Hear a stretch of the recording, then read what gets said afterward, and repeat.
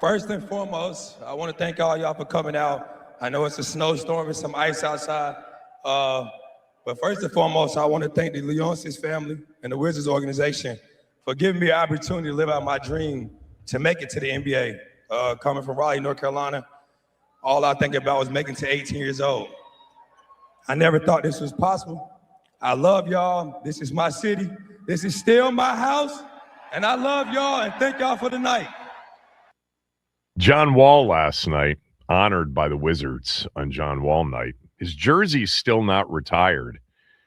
The Wizards/Bullets have exactly 5 jerseys that have been retired in franchise history. 2 of those players were when the Bullets were in Baltimore, Earl Monroe and Gus Johnson. Appropriately, justifiably retired jerseys, certainly his Baltimore Bullets. Elvin Hayes, Wes Unseld, and Phil Chenier are the other 3 that have retired jerseys. Elvin Hayes is number 11, Wes Unseld's number 41, and Phil Chenier's number 45. I think John Wall's jersey should be retired. I will ask all of you that question coming up here shortly. If you want to start weighing in on the phones, 301-230-0980, but I'll make my case for it coming up here in a few minutes. Good morning, everybody. The cold continues from Jenny. Jenny writes, I need a weather update. Are we going to get dumped on this weekend? No, we're not. That's why I haven't talked about weather the last couple of days, because the storm that was looking earlier in the week like it might be a big one for our area is going to stay well south and east. It's going to hit the outer banks of North Carolina, maybe the Tidewater area, Norfolk, that's how they say it down there. And those areas might get hit hard. The Outer Banks might legitimately have one of the all-time blizzards because the temperatures will be in the 20s. The snow will be blinding up to a foot, and the winds will be 50 to 60 miles per hour. That's insane. That's tropical storm force winds. We're not going to get any of that. I don't know if our city could handle it if we'd been dumped on again this weekend. There is snow in the forecast for next week, Wednesday, and then again next weekend, but it doesn't look like anything big right now. But stay tuned, and if it becomes something, of course, I will talk, Jenny, about weather, and I'll have Doug Kammerer back on the show. Doug is our resident in-house meteorologist. Not really, but he's a friend of the show, and he's been awesome with these storms. But yeah, no, we do not. I mean, there are a couple of models out there that give us a few flurries on Saturday. Storm tries to make it a little further to the west, but not really. It would appear as if we're getting nothing. And for me, somebody who loves snowstorms, I'm actually fine with this one. We need a warm-up. We need some melting. We need it badly. I got this from Lynn. It would be, I don't know if Lynn is male or female, but if Lynn is female, we start the show off with 2 very nice emails/tweets from female listeners. Lynn writes, I listen to you on radio and on your podcast every day. I can't believe some of your callers. One week they think the team better hire a defensive coordinator before they're all gone. And the next week, why didn't the team wait for Jim Schwartz? How do you do it? Actually, I don't know that everybody, Lynn, was in such a hurry to hire a defensive coordinator. I didn't feel that. You know, the issue with this coaching cycle is just the number of openings right now. I mean, the Eagles filled their offensive coordinator opportunity finally with Sean Mannion. By the way, Sean Mannion was a guy who played at Oregon State in the early 2010s. I thought he was going to be an excellent NFL quarterback. I can remember being on this show before the draft, and I forget what draft he was in. Probably 2013, 14, 15, 16, probably maybe even 2012. No, it wasn't the RG3 draft. It would have been like 2013, 14, or 15. Look it up for me real quickly, Max. What draft was Sean Mannion in? He was a quarterback at Oregon State.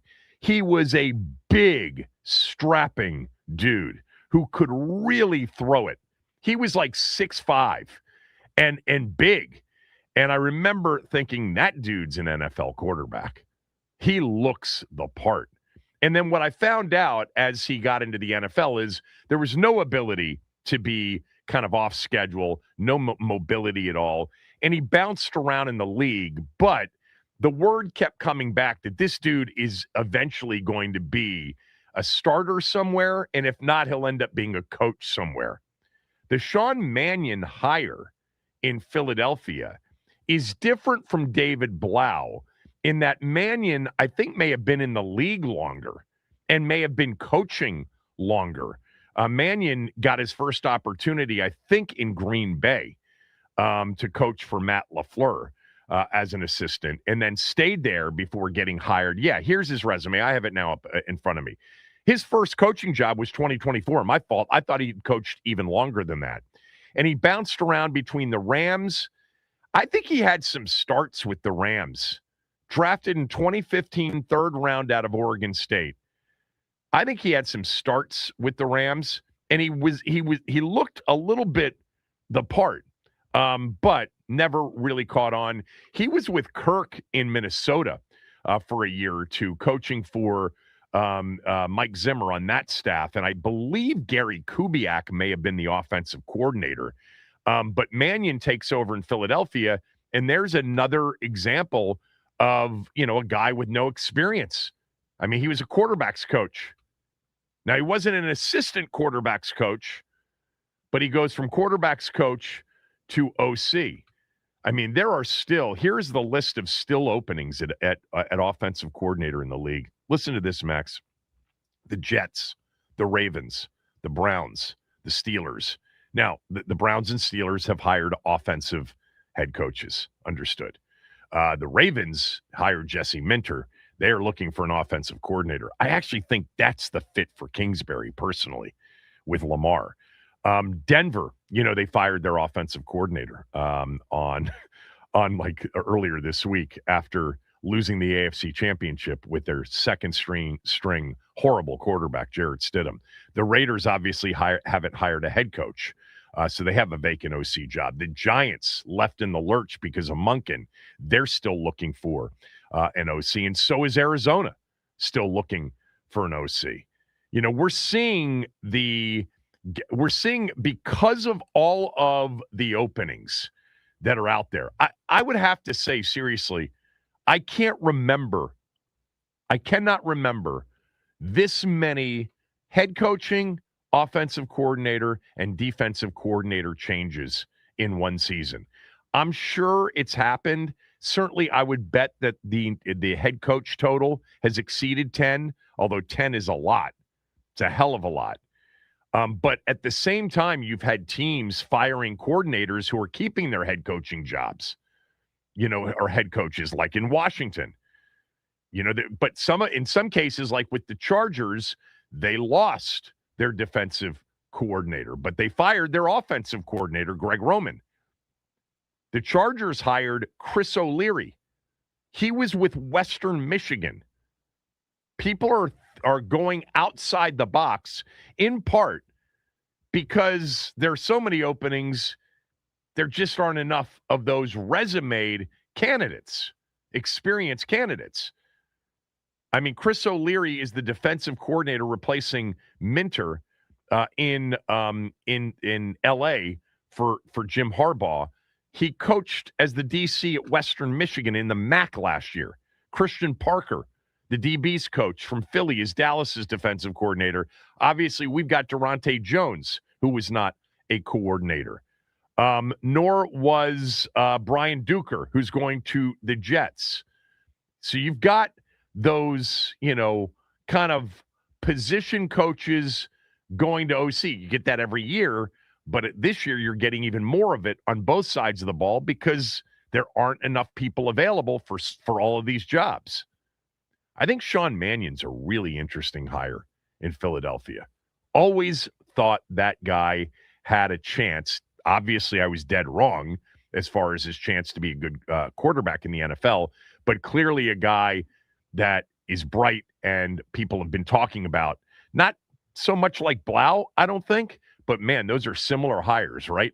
Mannion from quarterback's coach, wasn't much of a player in the league, but bounced around on some rosters, but was a really good college quarterback.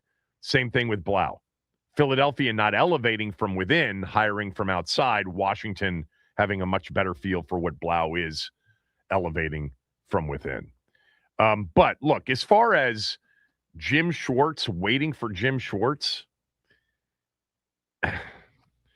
number one is this. As far as Blau's concerned, if we haven't done this already, I'm totally fine with the hire. I'm actually excited about the hire. I mean, based on what I've heard, you guys should be excited about the hire too. Doesn't guarantee anything, but nobody believes anywhere, inside the building, outside the building, that this was a bad hire. He would have been hired immediately this year to be an OC. He'd be the OC in Detroit right now if he didn't get elevated by Quinn here internally. And if Detroit decided to go in another direction, there would have been 3 or 4 other places chomping at the bit to interview and probably hire David Blau. There isn't anything controversial. There isn't any, walking out on a limb. This was not a reach hire, David Blau. Okay, look, other teams, and it happens every year, hire people who haven't done it before. Every great offensive coordinator and great defensive coordinator got a first chance somewhere. No one believes that David Blau was like, huh? They hired who? No, the whole league knew. Durante Jones, I'm finding out it's a much different hire than Blau, much different hire, because I don't believe that was somebody necessarily on the list or high up on the list. I'm not saying he wasn't on the list, but I would bet you that the Brian Flores interview was somewhat influential on Durante Jones. Knowing that, they would have loved to have gotten Brian Flores, they probably would have loved to have gotten Jonathan Gannon.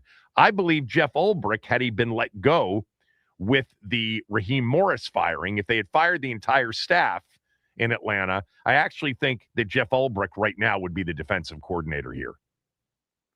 But he wasn't available. Brian Flores, really not available, as it turned out, because if he didn't get a head coaching job, despite whatever was going on in Minnesota, they didn't want to lose him. And they have extended him for a lot more money. And then Gannon would be the one you'd look at and you'd say, maybe he had a choice, not just between Washington and Green Bay, but maybe others, Dallas, who knows? And he said, Green Bay's got the best talent. Green Bay's, on the verge right now, both sides of the ball, of being really good. And, offensive head coach, too. Plus, a head coach that just got an extension. So the seat's not warm for Matt LaFleur.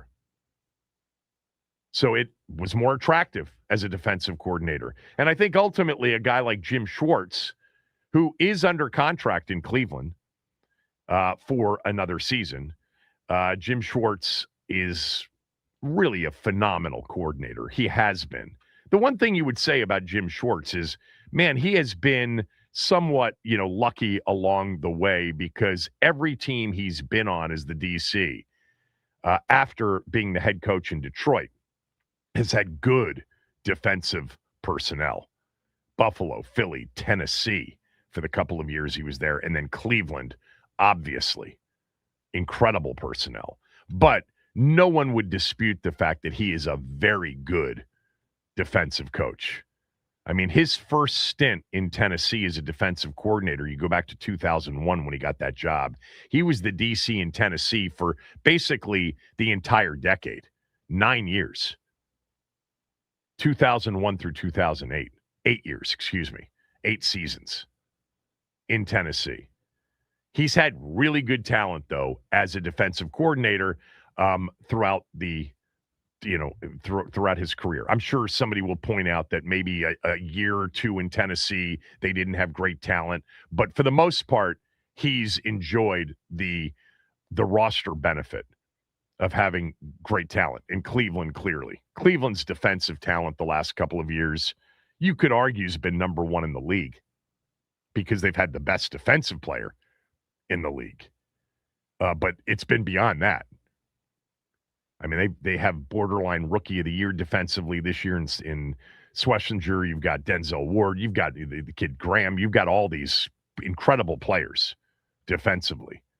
So would he have come here if he gets out of his deal because he's disappointed that he didn't get the head coaching job, that they gave it to Todd Monken? I don't know. Maybe he just sits out a year. Look, it's not an attractive opening because of the talent here defensively. The offensive coordinator position was attractive. If David Blau weren't on the staff, first of all, I think there'd be a really good chance Kingsbury would be back. But that aside, if they were in the market for an OC without Blau, it would have been attractive because of the quarterback. So I don't know, Lynn. I can't see. I don't necessarily agree with you that people were chomping at the bit for the defensive coordinator to get hired right away, and now they're like, it's a hurry up and wait situation. I do think that there were more people that would have been willing to wait it out for Mike McDaniel. But you got to think, don't you, that Dan Quinn and Mike McDaniel had a conversation, and Quinn got a sense that pretty good chance he could get a head coaching job. He's not going to commit to anybody until he plays that out. And if we wait for that, we're going to lose Blau. So they weren't going to do that. They didn't have anybody to wait for or to lose waiting for the defensive coordinator. So you could argue, should have waited for Raheem, should have waited for Jim Schwartz. But there's no guarantee that either one of those two guys would have come here, because of the talent. And they got a guy that, I keep hearing more and more excellent things about Durante Jones. Both hires, I'm totally fine with. I'm really excited about the Blau hire and to see that continuation of a relationship with the quarterback. Obviously, offensively, they've got to be healthy.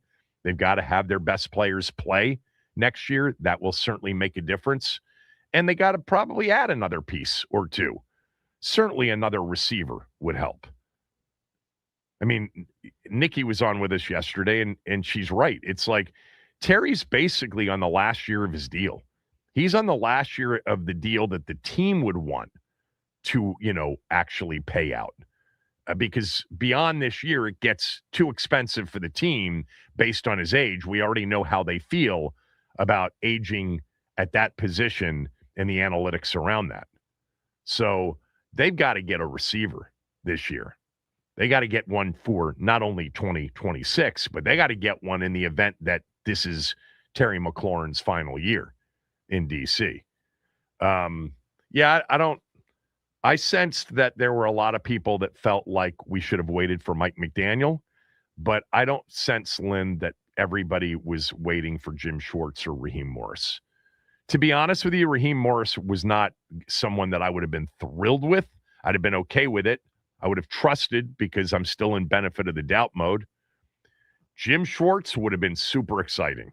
And remember, Jim Schwartz is from here. Grew up in Howard County. I think grew up near Annapolis, went to Georgetown. There have been times where a lot of us, maybe even you guys, have run into Jim Schwartz at various places because he's spent a lot of time in our town over the years, even when he was working elsewhere. He's very familiar with the organization. And I think there was probably a moment or two where the organization was interested in Schwartz, but I don't think Schwartz would have done anything other than head coach here. And I don't even know if he would have taken a head coaching job here when Snyder was the owner. He had too many options, typically. All right, I want to talk about John Wall and whether or not you think his jersey should be retired. We'll do that after this. Kevin Sheehan Show, the Team 980 and the team980.com.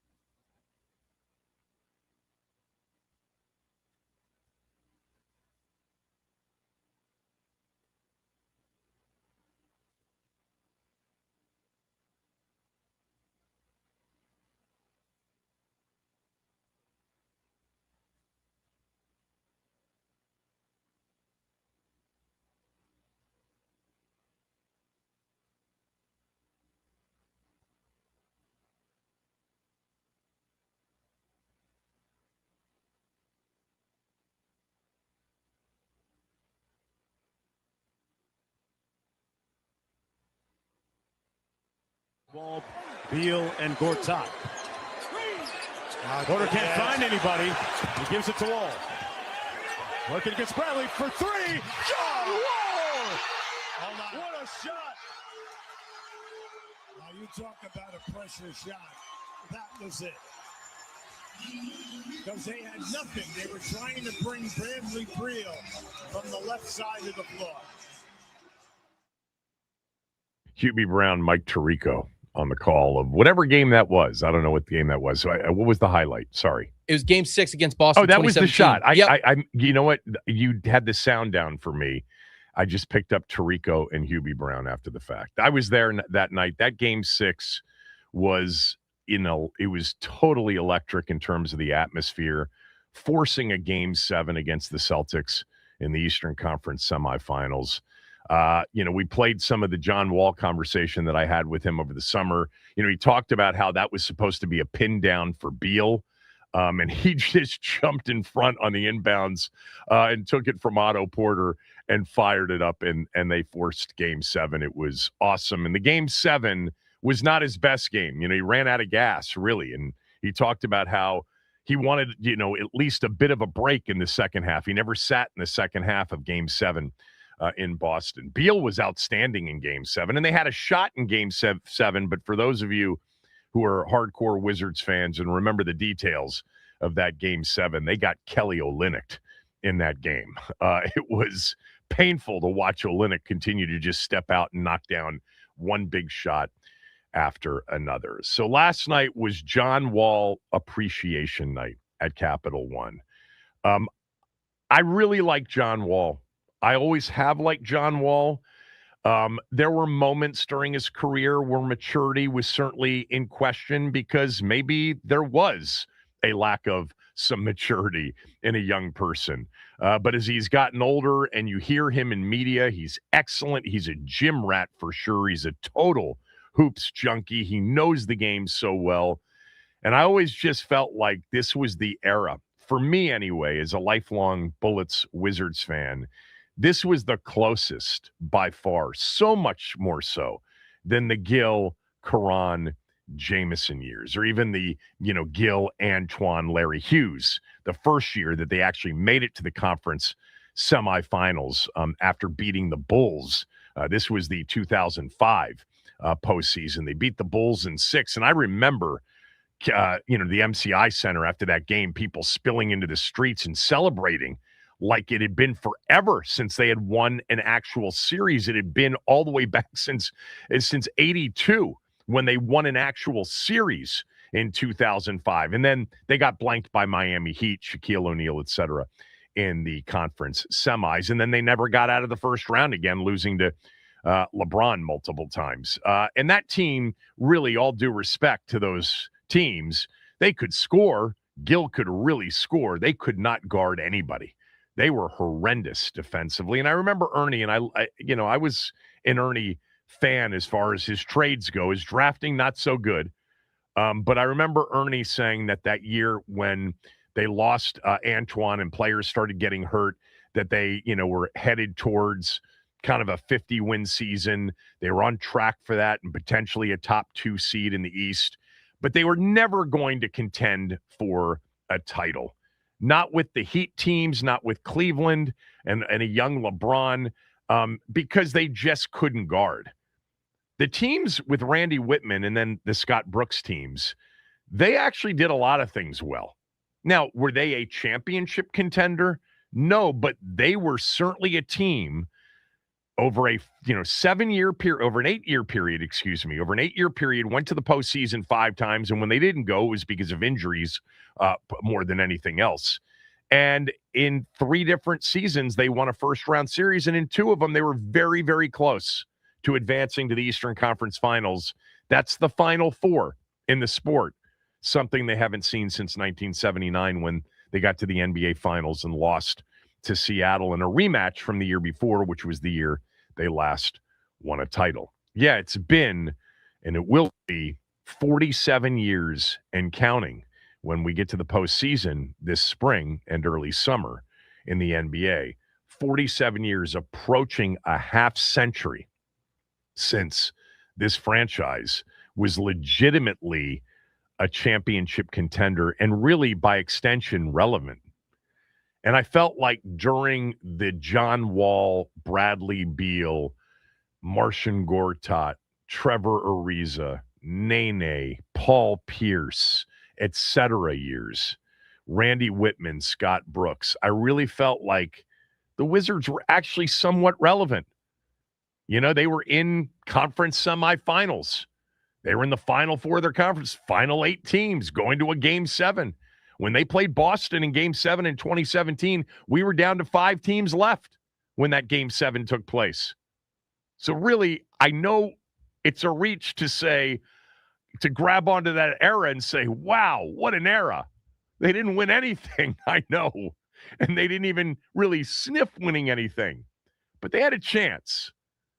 Those were some good teams. And John Wall led that.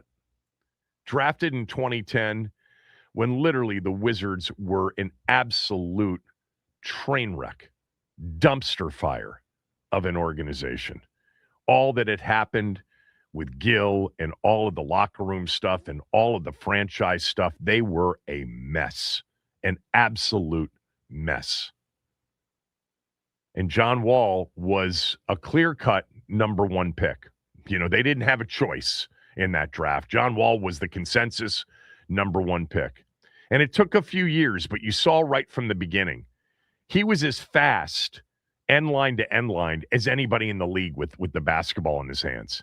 He literally could not be stopped. You could not stay in front of John Wall if he got ahead of steam. His athleticism was certainly one of his top 2 or 3 features. I would say certainly number 2 would be his ability to get to the rim even in the half court. His speed end line to end line and what that meant, you know, if you could rebound, if you could defend, if you could get out and transition was number 1. Number 2 was his ability in the half court to get to the rim. And number 3 was his ability to be a playmaker as a scorer, not necessarily a shooter, but as a scorer and as a passer. John Wall, number 1 all-time franchise assists. I think most of you know that. I mean, it's not really close. You know, franchise assists all-time, John Wall he's 5,282. And if you didn't know this, Wes Unseld as a center, very much a high-post center at times. Not because he was a shooter, but because he was the best screener and he was the best passer. He was not Walton, but he was an excellent passer. Something that if you aren't, old enough to remember Wes Unseld playing, Unseld wasn't necessarily a low block every possession player. They ran a lot through him at the high post. Ball goes to him at the high post. Little handoff, screen handoff. He'd pass from the high post to the low post.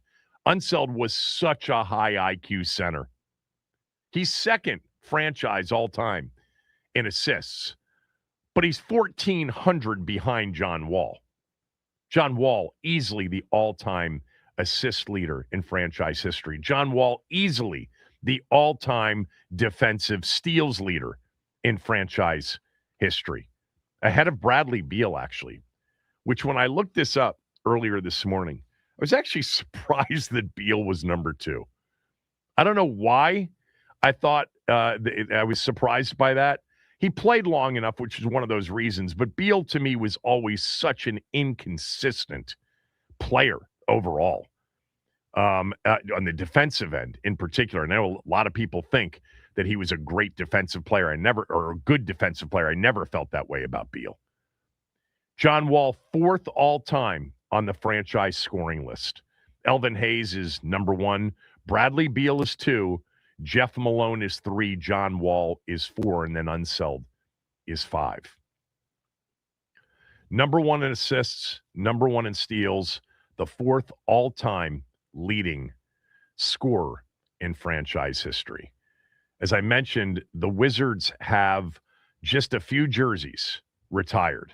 It's a Bullets Wizards list, and 2 of the players were Baltimore Bullets. Earl Monroe was a Baltimore Bullet before he went to the Knicks and teamed up with Clyde Frazier in the backcourt. What a backcourt that was in the early to mid-'70s. Gus Johnson, who is, an all-timer as a Baltimore Bullet. But the three in Washington, and now, Wes played in Baltimore as well, but Wes Unseld, Elvin Hayes, and Phil Chenier. So Elvin's number 11, Phil's number 45, Wes Unseld's number 41 are the three jerseys retired as Washington Bullets / Wizards. And Gus Johnson's 25 and Earl Monroe's 10 are also retired. I don't think any other Bullet Wizard deserves the jersey to be retired. I've never been look, Gilbert really was during those years such an incredible scorer.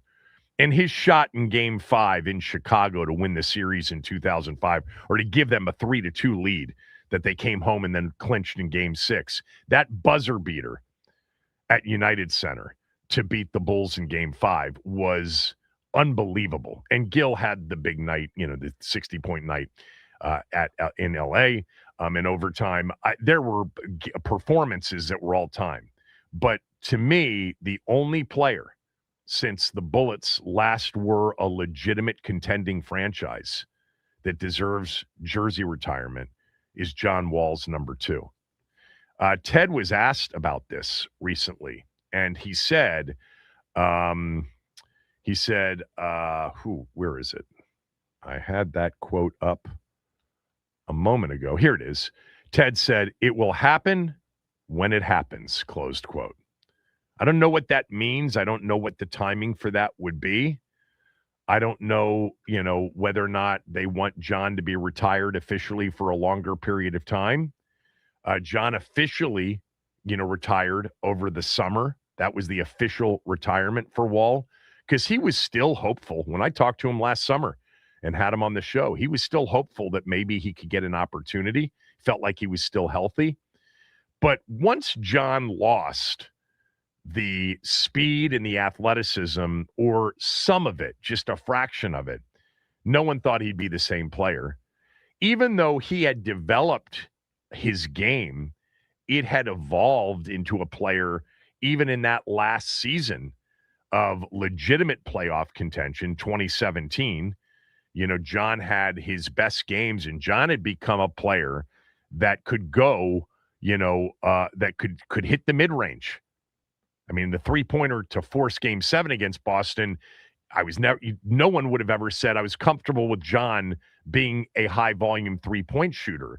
But remember what they did to John for that first portion of his career, in the half court. They would go under every single screen. Go ahead, shoot the mid-range. We don't think you got it. And then all of a sudden, he developed it.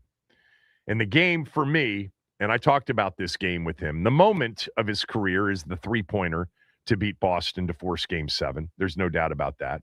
In that particular game, by the way, he had 26 points. Earlier in that series, he played a phenomenal game in Game 2 against Boston when it was the shootout between Isaiah Thomas and John Wall. Isaiah Thomas, not the Isaiah Thomas, the smaller, even smaller version of Isaiah Thomas, the Celtics Isaiah Thomas, the Isaiah Thomas that also played in Washington for a brief period of time during the pandemic, right? I think it was the pandemic year. But that was the shootout between Isaiah Thomas and John Wall. Thomas had 53 in the game. Wall had 40 in the game. And the two of them just went back and forth in an epic fourth quarter and in overtime. And Boston won Game 2 in overtime. That was, look, I think the year that John got hurt in the postseason against Atlanta in the conference semifinals, they were definitely, they were up 2. That's the series where Pierce calls bank. He called game on the bank shot winner, Game 3, to give the Wizards a 2-1 series lead. But remember, John Wall missed time in that series and was hurt. I think if he's healthy, they advance to the conference finals that particular year. They would have faced Cleveland with LeBron in the Eastern Conference Finals. But 2017, as, a mature basketball team, the Wizards were there. They beat Atlanta, and the moment of his career was 92-91, the three-pointer in Game 6. the game of his career is right up there with the greatest postseason performances in franchise history. I've talked about this game many, many times over the years. To me, Elvin Hayes' 39-point Game 7, where he had 19 rebounds and 6 block shots against the Hawks in 1979 as the defending champions, that's the number one playoff performance in Bullets/Wizards history. Look it up, cover of Sports Illustrated. The president of the United States, Jimmy Carter, was at the game, 1979 Capitol Center, Game 7, conference semifinals. Elvin Hayes puts the team on his back and carries them to a Game 7 win over, by the way, Hubie Brown's Atlanta Hawks. He was the coach of the Atlanta Hawks. And it was 39, 19, and 6 block shots. One of the greatest all-around Game 7 performances. And the number one performance for me in franchise history in a postseason game. Number 2 would have been the next series that year, Game 7 against the San Antonio Spurs in the Eastern Conference Finals. The Spurs were an Eastern Conference Finals team back then, and Bobby Dandridge down the stretch, down 10 with 4 minutes to go when they had a power failure. Interesting. The Spurs still say they were robbed of that game, officiating-wise, and the power failure when they were up 10 with 4.5 minutes to go in Game 7 in Washington at the Capitol Center, in Landover at the Capitol Center. Bullets come back behind Bobby Dandridge. Bobby Dandridge hits the game winner in overtime. And the famous story about that final sequence is with 15 seconds to go, they're in the huddle in a tie game, 105-105, I think is the score in overtime. And Dick Motta was the coach. And there's silence throughout the entire timeout. And right before the buzzer or the horn goes off, and he just says, all right, throw the ball into Bobby. Bobby, go win it for us. Bobby Dandridge was one of the great clutch players in franchise history and one of the real underrated players in NBA history. And he got to the baseline, his patented 12 to 15-foot baseline jumper, knocked it down. Elvin Hayes blocked a shot on the other end, and the Bullets won 107-105, 37 for Bobby D. That's to me, that was the second greatest performance in franchise history, playoff-wise. Number 3, and vying for number 2 with Bobby D's performance was John Wall in Game 6 against the Atlanta Hawks to close them out in 2017, up 3-2 in a fourth quarter in which the Wizards and Hawks went into that fourth quarter in a tight ball game. John Wall scored 19 of the team's final 21 points. He had 2 incredible block shots, including a massively important block shot on Dennis Schroeder on a breakaway. He had 42 points in that game and scored 19 of the team's final 21. And many of those buckets were mid-range. They went under the screen, and he said, really? And he knocked down big shot with the shot clock running down after big shot. 42 points, 8 assists, 4 steals, 2 block shots in one of the most, takeover performances in a big spot in franchise history. I understand we don't have a lot to choose from. After decades and decades of the NBA playing seasons without the Wizards being a real participant or the Bullets being a real participant.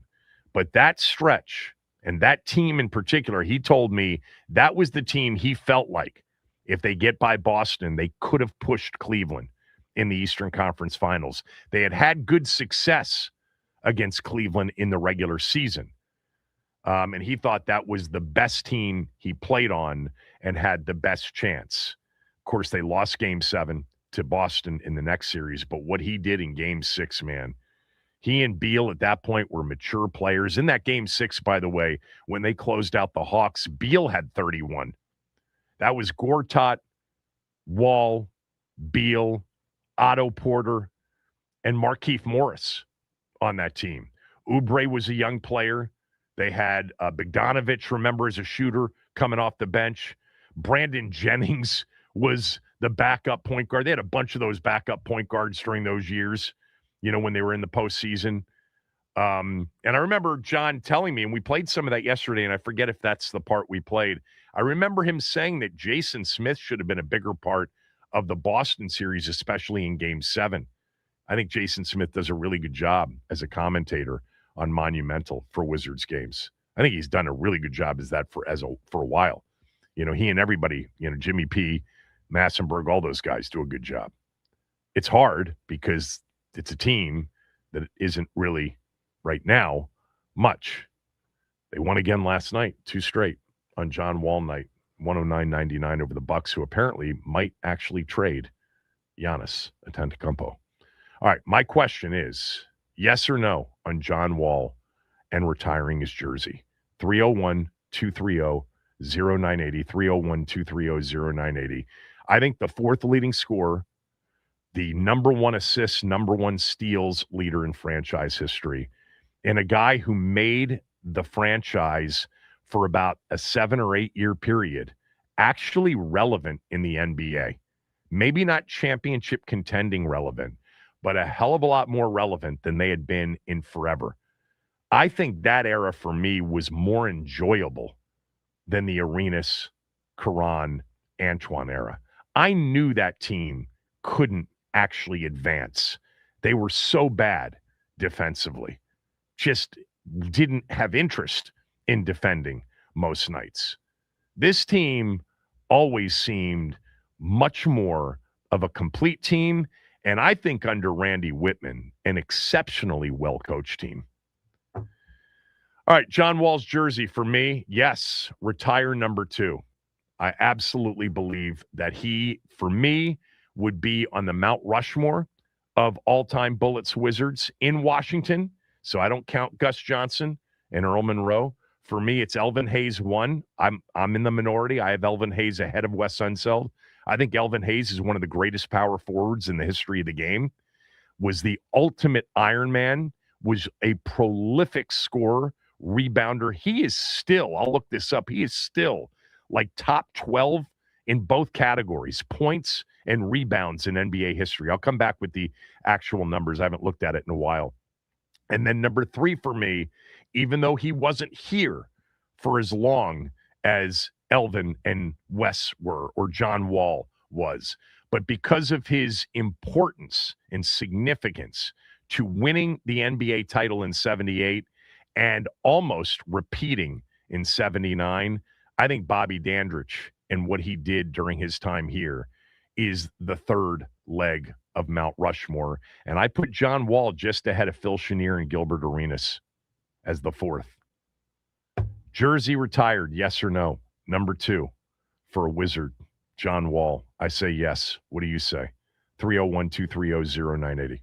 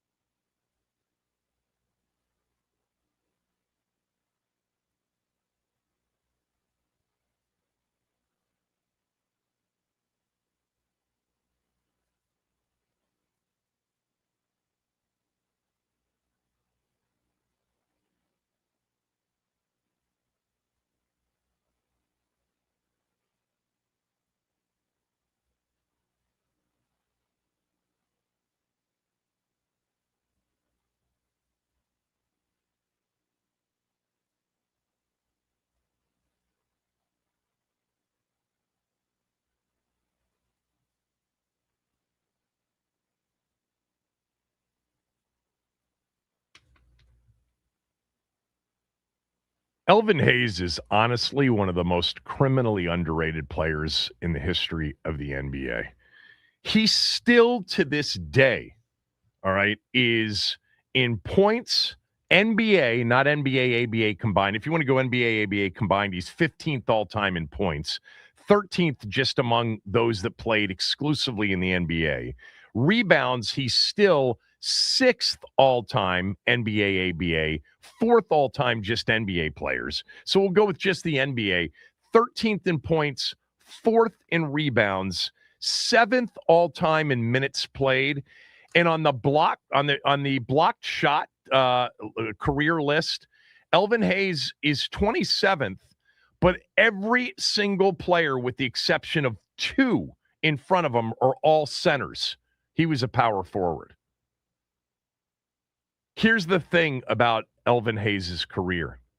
He had some, moments in the postseason, and I mentioned Game 7 against the Hawks in 79 as the defending champions. I think it's the greatest individual performance in franchise history in the playoffs. 39, 19, and 6. All right, 6 block shots. But for the most part in his career, the biggest games in the postseason, with the exception of that one, he didn't play his best. Game 7, 78, the NBA Finals, he fouled out. Did not play a great game. Other than that, though, man, he was incredible. John Wall's jersey, yes or no? Should it be retired? Let's start with Ronnie. Ronnie, what's up? Peace and love, Kevin. Peace and love, Ronnie. Kevin, no, it's a no for me. Really? He was Surprised the at number that. one pick. He was the number one pick, and I thought he was a good player.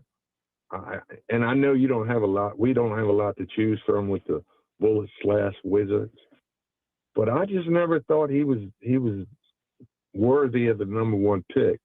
And to be honest, I would take Gil's 4 years over John Wall.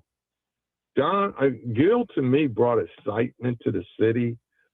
You never would. I mean, You don't think Wall brought excitement to the city in the same way? Not like Gil, no. And partly because Gil was out in the city. You didn't really see John Wall out. I mean, I remember one night Gil was riding around on a go-kart. And I'm like, man, it's dark. Get off this go-kart. But he just then he went down to Berry Farms. To me, right. I would retire Gil's jersey before I would John. Would you retire Gil's jersey? Or neither? I probably would. I just like those years of Gil. But you knew we had no chance, right? I remember talking to him one time, and I said, man, I talked to him one time. I said, you should try and lead the league in scoring. And he looked at me and said, you know what? I think I might just do that. I mean, he was a personable guy. And maybe that has something to do with me saying Gil over John. But I would take Gil. And Kevin, you're old enough. If you weren't a Wizard, didn't have Wizards knowledge, and you thought of Elvin Hayes, what would be the first thing you thought of? Whiner, crybaby, complainer? Is that what you want me to say? No. Him beating Alcindor in college. Oh, yeah, of course. At Houston, in 68, 69, yeah. At the Astrodome. So a non-Wizard saying, I think if you brought up Elvin Hayes' name, that would be the first thing they would say. Well, look, it was one of the landmark college basketball games in the history of the sport. The sport was not even on the radar nationally before that game. That game brought in more people to the sport because it broke UCLA's, at time, whatever the winning streak was with Alcindor, who would eventually become, as most of you know, just for the younger listeners, Kareem Abdul-Jabbar. And Elvin Hayes had 39 in the Astrodome, and they knocked off UCLA. And remember, later on that year in the Final Four, they got absolutely destroyed by UCLA. Yeah. But that's fair. But I think if you're an NBA guy, you remember Elvin Hayes. The reason I gave you that answer is Elvin Hayes was a big-time complainer. Like Dirk, not Dirk, excuse me. Luka, I think, is the all-time serial complainer in the history of the game that I've ever watched. Elvin Hayes had his battles every night with officials, man. He was always upset, but he was also one of the all-time Iron Men in the history of the game. I think Elvin Hayes is underrated when it comes to the power forward conversation. I do.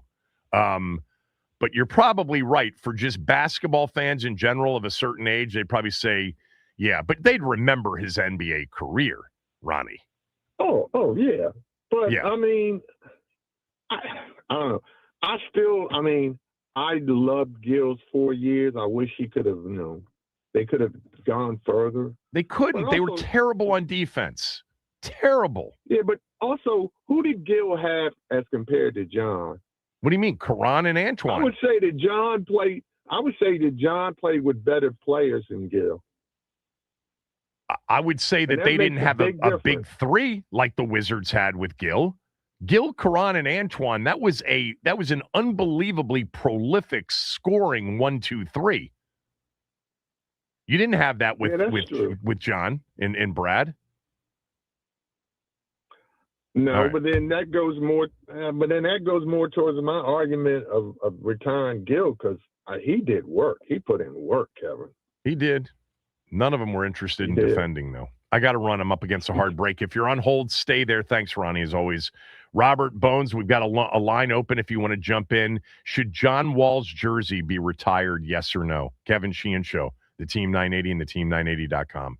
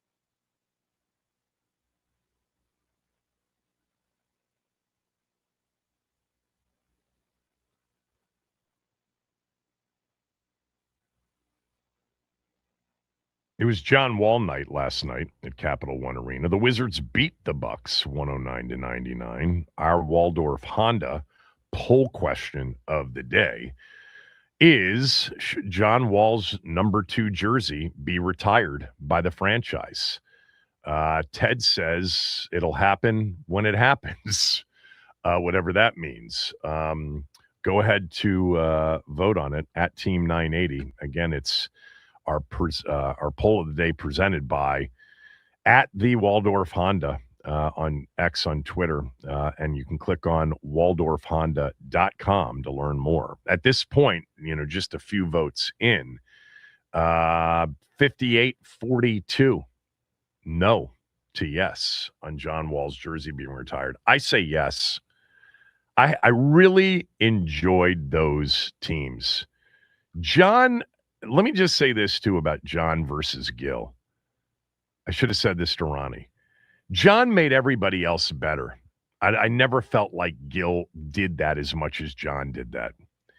John was a prolific passer. He had great feel, great vision. Now, some will say straight line speed, straight line vision, not enough of a player, not enough of a shooter, not maybe the greatest scorer. All of his points came in transition. That's true for a big portion of his career, that the majority of his points probably came in transition, or the highest percentage of his points came in transition through the first 4 or 5 years of his career. But as he got older and figured it out, he developed that mid-range game. It was never a terrible stroke. It was a bad stroke in college. I remember that. I say yes. Those years and those teams, I asked him, over the summer, and we played some of it yesterday. That chase for Durant in 2016 was so foolhardy by the organization. Durant was never going to come back, and they should have kept Trevor Ariza, who was maturity, was their best defender, was an incredible three-point shooter. He fit so perfectly. Not that Paul Pierce didn't come in and play well, but Ariza was at that age. He could have grown with them. They never had a shot. I asked John about that. He said, we had no chance. I told everybody we weren't going to get Kevin Durant. Robert in Annapolis, go ahead. Should they retire John Wall's number 2? Well, good morning. I'm sure you'll agree.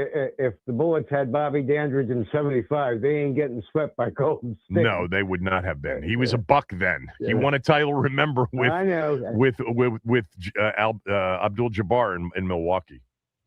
Yeah, and Oscar. I think Oscar was on that. He team was too. a much older Oscar, right? Yeah, but Dandridge was the man. He was in his prime when he was with Hall of Famer. Anyhow, I mean, I think some people don't know Bobby D because he was only in Washington for 4 seasons. And he obviously was an incredible player here, but he was an all-star in Milwaukee 2 or 3 times too, and he's an NBA Hall of Famer and one of the great clutch performers of that era, no doubt. Yeah, that's great defender too. Let me also point out, incredible defender. Remember, they put him on Gervin. They put him on Dr. J.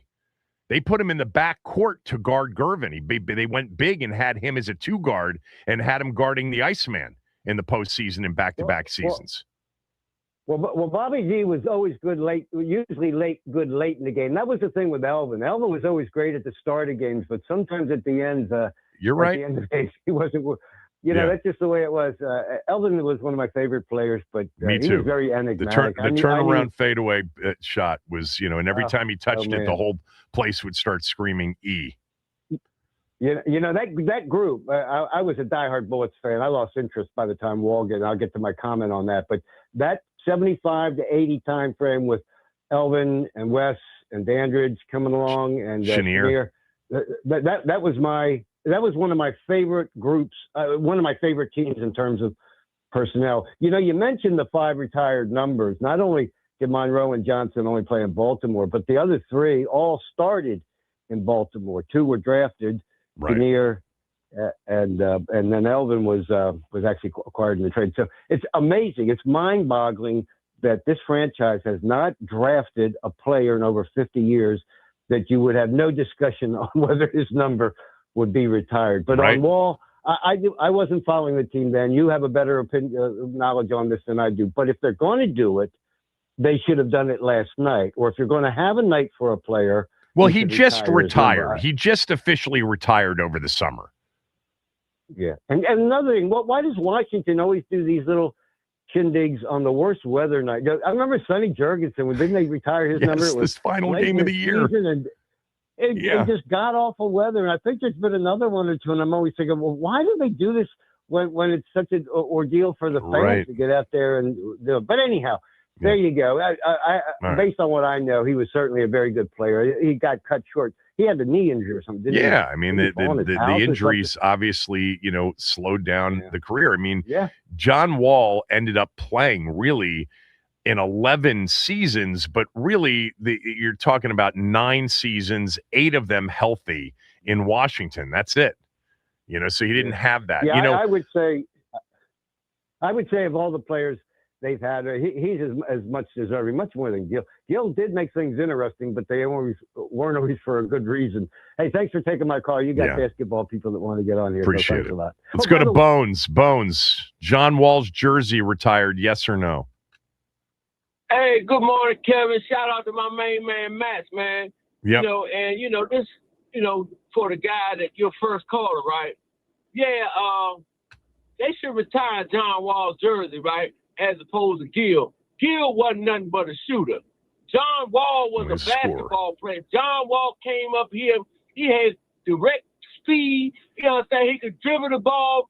And the thing that stood out about John as opposed to Gil, John played defense. Yeah, he did. John would get steals, and John would run up behind players and block their shot when they was going to the rim for the layup and stuff.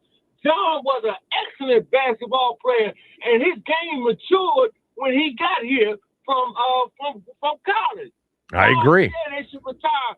And Bobby Davis, they better retire Bobby Davis' jersey. Bobby D was all of it, man, especially down in the paint.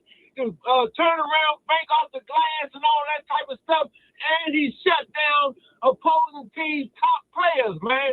Yeah, Bobby D and John Wall. Retire their jerseys, man. Yeah, the problem with Bobby D, thanks, Bones, as always, is he only played 4 seasons here. That was it. He had a much longer career in Milwaukee, where he was a multi-time All-Star. He came here at 29, 30 years old and played his early to mid-30s here and won a title, his second of his career, because they won it in Milwaukee as well. But, yeah, for Gil, look, that 3 or 4 year period when he averaged near 30 points a game in, 06, the 05 season when they went to the postseason for the first time in a while, won a series, his shot at Chicago in Game 5, to set up the Game 6 closer. They only won 1 series with Gil, with the big 3. And that big 3, by the way, that won the series, Caron wasn't on that team. Larry Hughes was the third, player on that team. It was Gil and Caron and Larry Hughes. Gil, Antoine, and Larry Hughes. And Antoine was a really good scorer. Antoine couldn't guard me. Gil had no interest in guarding. John Wall was, at times, a very good defender. I'm going to say that he made a defensive All-NBA team or 2. Did he? Yeah, he made the all-defensive team in 2015. And John was a 5-time All-Star, 5 years in a row, the 5 healthiest years, coming off those initial years of learning how to play. And then the injuries started, and that ended his career.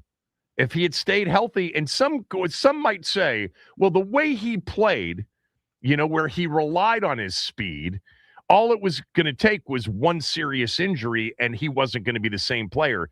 That's true, but if he had stayed healthy, he could have been Russell. I mean, Russell Westbrook plays at the same breakneck speed and with that kind of effort.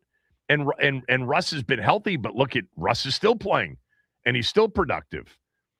Let's go to Anthony in D.C. Anthony, John Wall's jersey, retired, yes or no?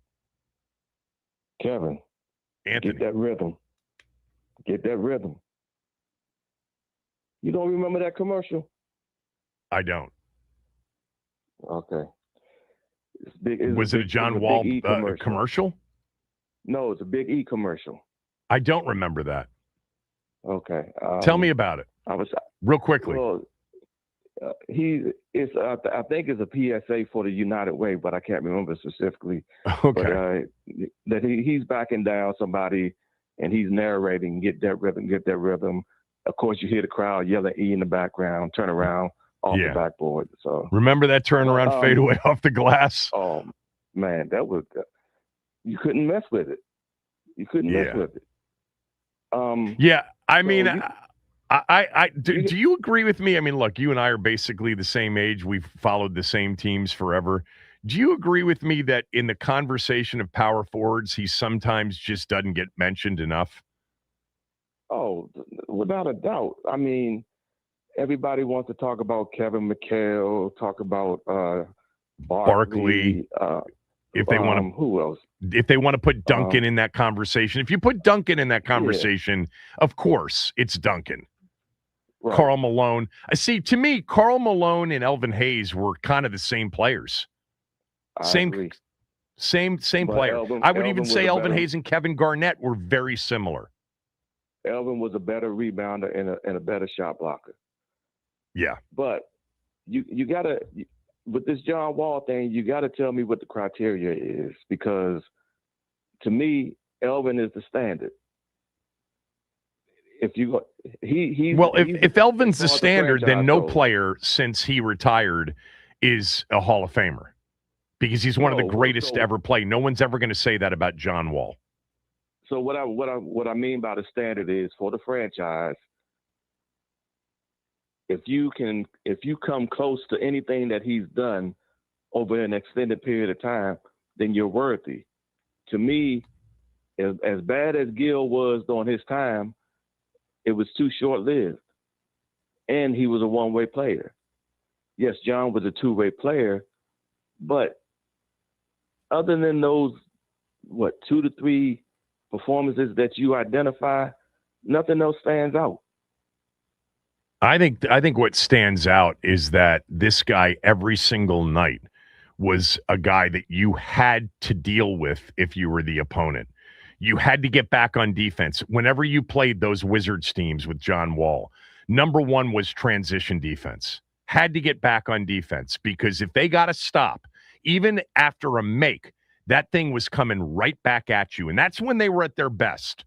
In playoff basketball, it's hard, as you know, to be up tempo for 48 minutes. They were at their best when they were running, and that was number one. And the reason for that was John Wall. Number two, in the half court, you couldn't let him get downhill.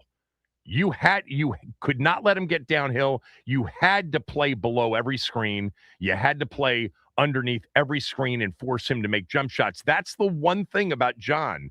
If he had come into the league, Anthony, being a better shooter, we'd be talking about him in a much different way. Much different way. I understand that, but what I'm talking about is, aside from the performances you outlined in the playoffs, during the regular season and in the playoffs, very little, at least in my mind, sticks out. I mean, I understand that he was the road runner, and if you were looking, he was gone, and all that stuff to the basket and in transition. But you can go over E's career in the regular season. I'm not comparing him to E.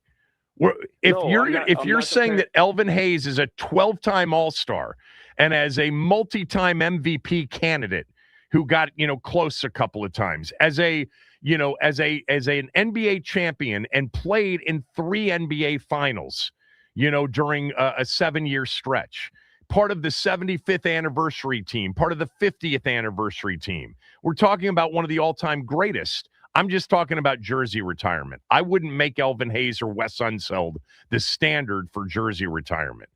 I think in 47 years now, since 79, and the bleakness of our franchise over that period, Gil and those teams, to me, were the best and the most entertaining, and he was night in and night out a really fun watch. By the way, there were nights where I was frustrated watching him. Really frustrated watching him, and Beal, especially as younger players. But I think John's overall 5-time All-Star in 5 straight seasons, a Defensive Player of the Year, an All-NBA selection, I think he's the best of this era. I'd retire his jersey. We only have 3 retired in Washington, Elvin, Wes, and Chenier. Who would you put in front of him? If I said to you, you have to retire a 4th since they've been in D.C., who would it be? Well, that's probably part of the problem is we have a dearth of people to pick from. So based on that criteria alone, it's a choice between it's a toss up between John and Gil, and based on the longevity, I would say John. Yeah, but I don't know. It's just something about John for me personally that it doesn't just blow my head away, so to speak. By the way, Phil would be in the conversation. If you see 3 Washington Bullets / Wizards have had their jersey retired. All right, Elvin, Wes, Elvin, Wes, and Phil. I'm sorry, Phil's jersey already retired. I was thinking more Mount Rushmore. To me, Bobby D, even though it was a short period of time, Gil and Wall are the only other 3. Somebody might say Jeff Malone. I wouldn't say Jeff Malone. He's not in that conversation. If he had stayed healthy, I would say I'd definitely say Jeff. Malone. Sorry, you said Jeff Malone. I'm thinking Jeff Rulin. Yeah, Jeff Rulin if he had stayed healthy. I mean, those teams with the Beef brothers, Mahorn and Rulin were fun to watch, but they were never had the chance that John's teams had. John's teams won 3 playoff series. That's a lot for this franchise over the last 47 years. Nobody came close to that. Jeff Rulin was a hell of a player, though. He was a very good player. So, yeah. Okay. All right. I got to run. You convinced me. It's John. Retire his jersey. Thanks, Anthony. Let's go to D.C. in St. Mary's County, D.C. Thanks for holding. Go ahead. Great day, Kevin. How are you, brother? What's up, D.C.? How are you, man? Man, I'm excellent, man. Navigating this ice out here, but I'm enjoying it because it's slowing people down and making it easier for me. But I definitely would retire John Wall's jersey. A lot of the callers have had great points and great arguments, but I'm going to say this. We drafted him. We weren't a playoff team. He developed his game. He learned how to shoot better. He learned how to control his ability to blow by people, and it helped us become a playoff team. He also inspired me to be a season ticket holder for 2 years once he learned how to develop his game. And he kind of opened our eyes to Bradley Beal not being the number 1 on our team. When Beal got there, he would I'm losing the word, but he would basically let Beal try to take over the game. But he realized eventually that he had to be the number 1 on the team, and he did what he needed to do. And I also remember his willingness to play defense because it was a night LeBron dropped 50 on us, but when he got to about 30 points, John Wall told everybody, step out the way. I think they had put Gartard on him. They had put a couple people on him. And Wall, basically, he was going in the post, and Wall wasn't letting them score, but he was getting assists. Yeah. And the last thing I like to say, Kevin, don't let iron intimidate you. Joe Jackson Gibbs is the best coach to because that's the first accusation of that. I don't. What did he say yesterday? I don't even know. I'm forgetting. No. I just say that because you picked Shula instead of Joe Jackson Gibbs. Shula was a great coach, but Gibbs did it with the quarterbacks. And despite the adversity, Right. Thanks, DC. Appreciate it, man. Let's go to Ralphie to finish it up. Ralphie, go ahead. John Wall's number 2. Should it be retired? Yes or no? Sometimes when I hear this question, I get offended because I'm a real Wizards fan, and I think John Wall is the best Wizards player to play in the last, I would say, 25 years. I mean, when people are bringing up Gilbert Arenas, I don't even need to look at the numbers. I already know it's not even close. And I just looked up the numbers before I called in, and it's not even close. So I don't understand. Well, John never averaged, for multiple years near 30 points a game. Gil averaged 29 plus 1 year, 28.5 1 year. Gil was a prolific NBA scorer for a 3 or 4 year period, but John was a much better all-around player. I mean, if you look at the assists, it's 5,735. Arenas had 2,909. It's not even close. Like, it's more to the game than just scoring. And I think basketball has become, let's just look at the highlights. John had made all of the players around him better. I mean, what's the guy? I forgot his name. It's so Otto Porter got a max deal. I forgot what's the other guy's name. He passed away. I forgot his name. Oh my God, I can't believe I'm blanking out on his name. Passed away. Who are you thinking of? Yeah, he played. He was an average player. He didn't even play. He was on the fence of not even being in the NBA. Oh my God, I can't believe he was a small forward, and he almost got a max deal. I forgot his name. He passed away in Los Angeles. It was a brutal accident. I forgot his name. I'm blanking. Sorry. Yeah, I forgot his name. Sorry about that. But that's all right. John, he was a better facilitator. He had a defensive prowess. I think John, he did a lot for the city with his foundation. I mean, he's a staple in the city. I just don't think that it's even a fair question. I think John definitely needs his jersey retired. I think that, they could have obviously done it on a better night, but I don't think they could have predicted the weather. I mean, it is what it is. But when they do retire his jersey, I really hope that people, this isn't a question. And I think that people really need to look at the statistics if they want to compare Gilbert to John Wall. And then my last point is this. If Bradley Beal got the keys to the franchise and you see what he did with it, he didn't do anything. He was a great scorer. That's what everybody wants. Go out there and get 40. Bradley Beal did that, and we got nowhere. We got a first round exit in the playoffs against Philadelphia during that COVID year. It's not even a question. John Wall should definitely be retired. Yeah, Bradley Beal, and I said this every single year of his career, especially after John was done. Bradley Beal wasn't a number one on a contending team, and he wasn't even a number two on a contending team. Even when he made that one, all NBA third team, which would, I guess, theoretically put him in the top 15 players of the league that year, he was never to me any more than a number three on a contending team. When he got to Phoenix and you had Booker and Durant, I was like, okay, that seems to make sense. Of course, he's never been able to stay healthy. And I'll also say John Wall isn't a number one on a true championship team, but he was much more of a number one on a team that could win 2 series and be in the Final Four. And they nearly got there with him as the number one on 2 different occasions. If he does not get hurt in 2016, in 2014, 2015, they advanced to the conference finals. And you can say, well, in Game 7 against Boston, if he doesn't go 0 in the fourth quarter shooting, they may have gotten by Boston in that Game 7. There were a lot of things wrong in that Game 7. They couldn't guard Kelly Olynyk for starters.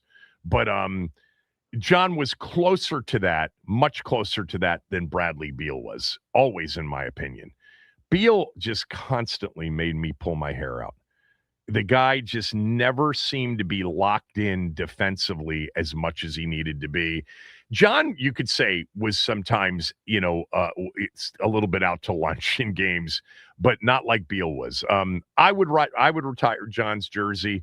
I think he's the only one since the heyday, which only a few of us now remember, when they were actually champions and championship contenders. He's the one that has deserved it. Nobody else. Jeff Malone, no. Gilbert, no.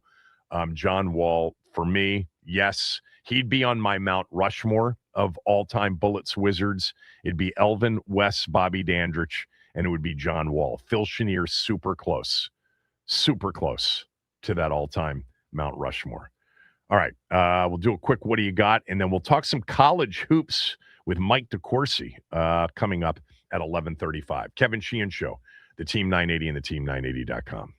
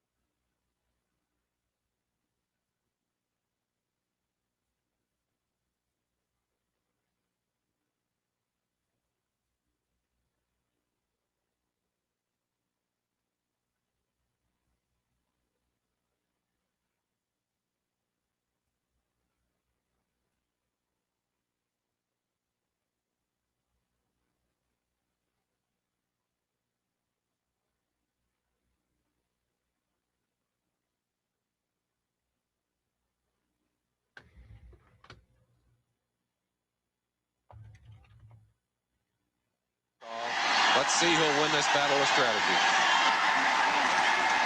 Riggins. He's going to go all the way unless Blackwood can catch him, and he can't. Dick Enberg, Merlin Olsen, 43 years ago today. Super Bowl 17, 4th and 1, goal line.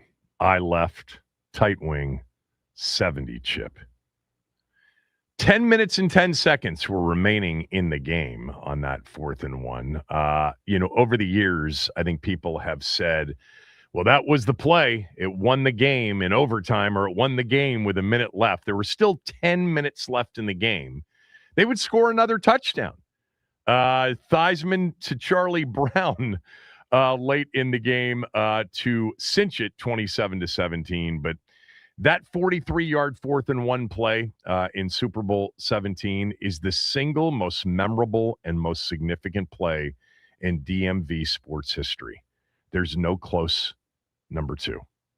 Riggins, 4th and 1, 43 years ago today. As most of you know, Riggo went for 166 yards on 38 carries in that Super Bowl. That was a Super Bowl record for the time.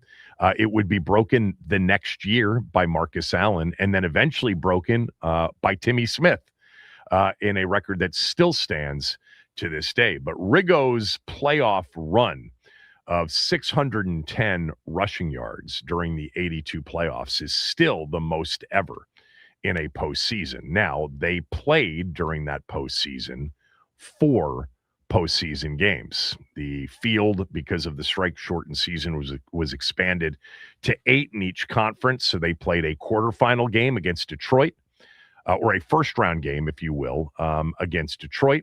They played a divisional round game against Minnesota. They played the Cowboys in the championship game, and then they played the Super Bowl. It's no different than it is today with most teams who don't get a bye. But back then, that was an extra game that was played that typically was not played.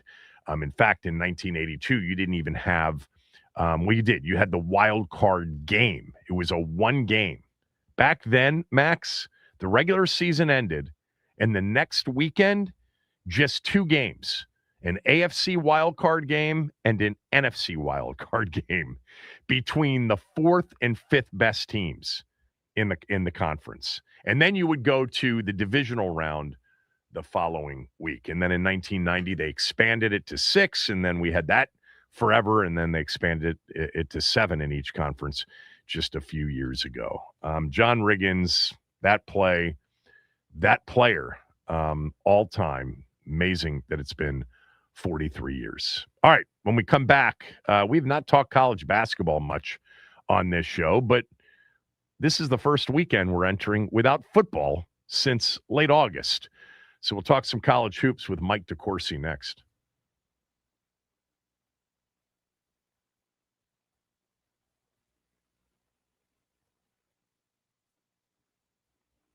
All right, happy Friday, everybody. We will start off with a recap of last night's games. The Caps, they defeat the Detroit Red Wings in a gritty effort after the Red Wings' Alex DeBrincat scored 2 goals in the final 2 minutes to force overtime.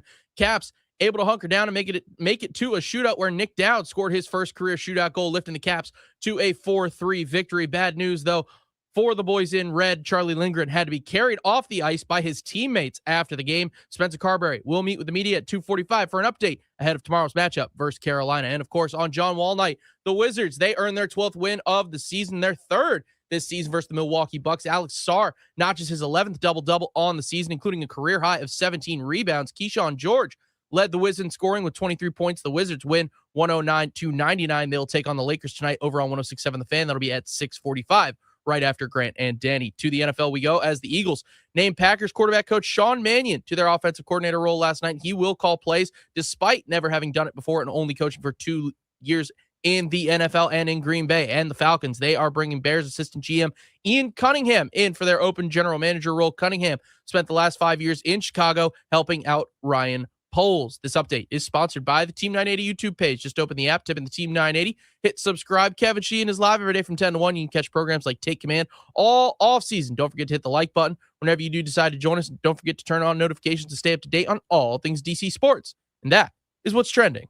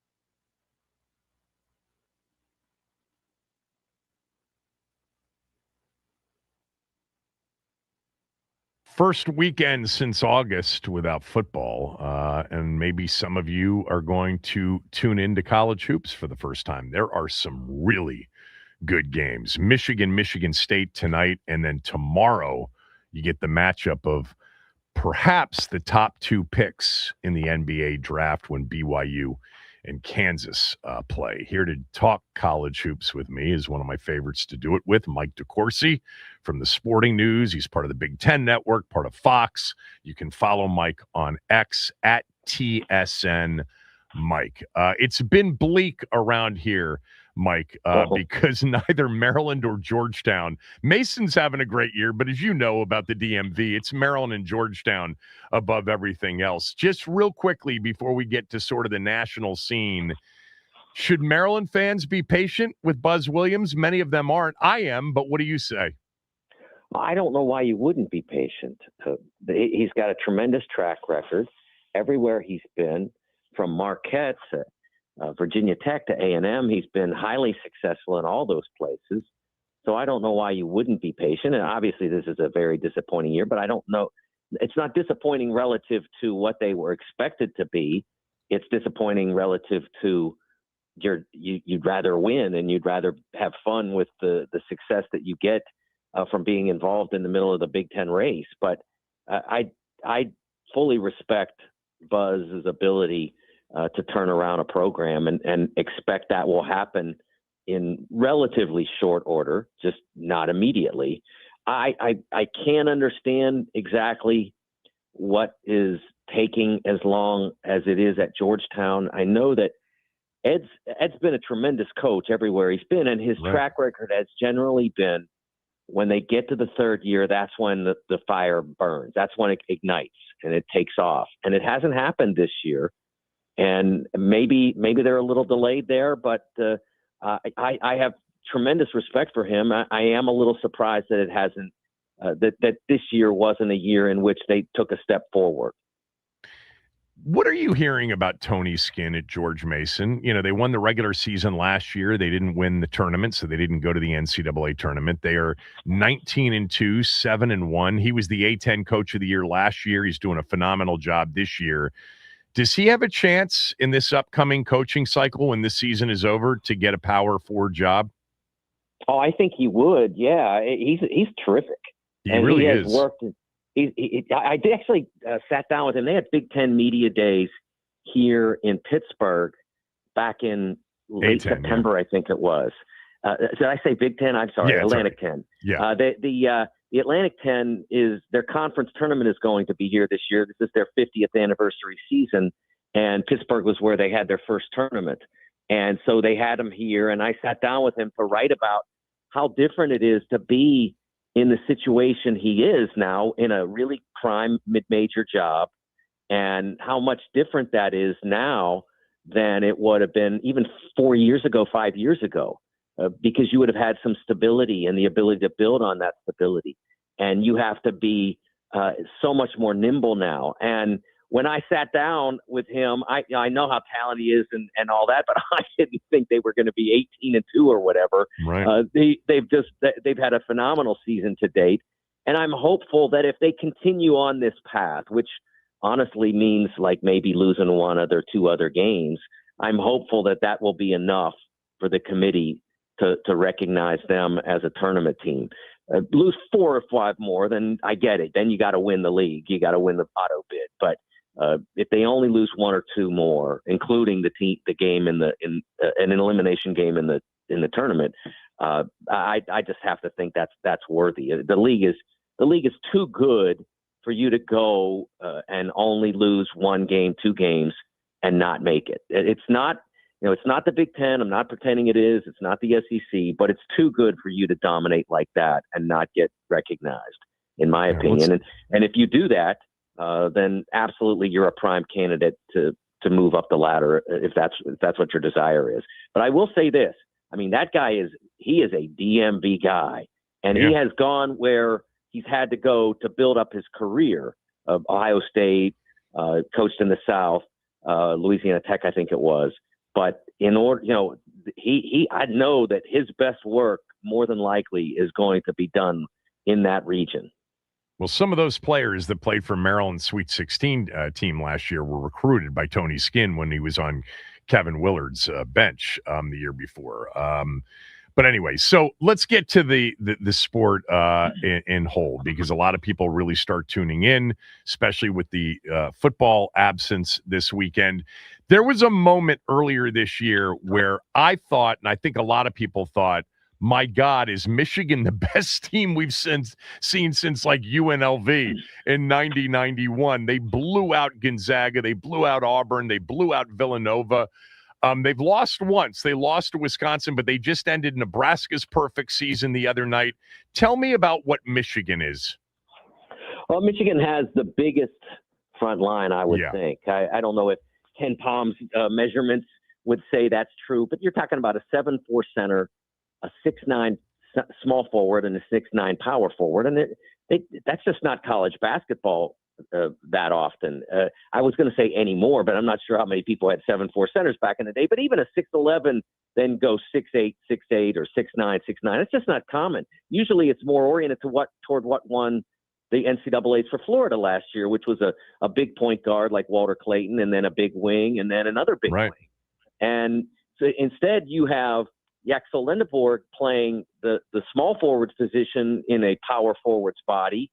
And for the most part, that has been really problematic for opponents. But recently, teams have had a little bit more success. Wisconsin obviously going in and winning at Ann Arbor. And then Nebraska, even down 2 starters or 2 of their top 6 players, with Braden Frager, the freshman wing, unable to play because of injury, and Rink Mass, their terrific center, was unavailable because he was ill. They went in and they made it really hard for Lindeborg to score. He had a really difficult night and didn't really get anything going until he started getting fouled later in the game. So it will be interesting to see as they go through the Big Ten. And what you mentioned before about people catching up with college basketball. One of the interesting things about this is that the leagues and the networks have caught on to that concept. And so if you look at the schedules in the Big 12 and the Big Ten and the SEC, there's so much intersection now coming, starting tonight with Michigan State on Fox. So much among the teams that were projected to be great, and didn't do a bad job of projecting, because you got Michigan, Illinois, Duke, Carolina. Of course, those are obvious. But then you got in the Big 12 BYU and Houston and Kansas and Arizona, and all of them will be playing a ton of games against one another over the course of the next 5 weeks. Is this Brad Underwood's best team at Illinois? Wow, that 2023 team was pretty good. Yeah. This team, what makes this team different is that they have unbelievable depth, and they have a point guard in Keaton Wagler who was 150th in his class. Yeah. And as a freshman is going to be definitely a lottery pick. Exactly where he falls, I think, is going to depend on the pre-draft process and how the rest of the season goes. But he's definitely going to be a lottery pick. Like, no one saw this coming. And he's really talented. When he was played against Purdue, what they did was they switched pretty much every ball screen, and so he'd be matched against the big, and then the big would generally drop because they knew there's no way I'm staying in front of this guy. And every time they dropped, he stuck another 3, and he wound up with 46 points. But last night, the opposition, Washington, figured maybe not drop, and then he went for 9 assists. I think the final was 9 assists. He's terrific. And so I think that's what makes them a little bit different. Even that 24 team had so much depth and so much experience, but this team has unbelievable size and a player in Wagler who is as gifted as anybody they've had at Illinois for a long time. Yeah, I mean, Shannon was unbelievable on that 23 team. Matt Painter said it was the single greatest performance, not by a freshman opponent, but by any opponent at Mackey when he went for 46 over the weekend. We're talking to Mike DeCourcy. So tomorrow we get AJ DeBonsa against Darren Peterson. If he plays for Kansas. There's a lot of interest growing in this market because of the Wizards and the possibility that they could end up with the number 1 pick, with right now a very interesting young core of developing players, including Alex Sarr, who's a big, and maybe they are one more draft away from 3 or 4 years down the road being a legitimate championship contender. Right now, if you were the Wizards at number 1, who would be the pick? Well, it's interesting. I wrote about this today. They play tomorrow at 4:30 at Allen Fieldhouse, and man, what I would pay now to be in that building. It's the Is best Peterson going to play? Well, Bill Self said he expects him to play. Now, this is not related to the hamstring and cramping issues that he had earlier in the year that were in and out of the lineup for the first 2 months.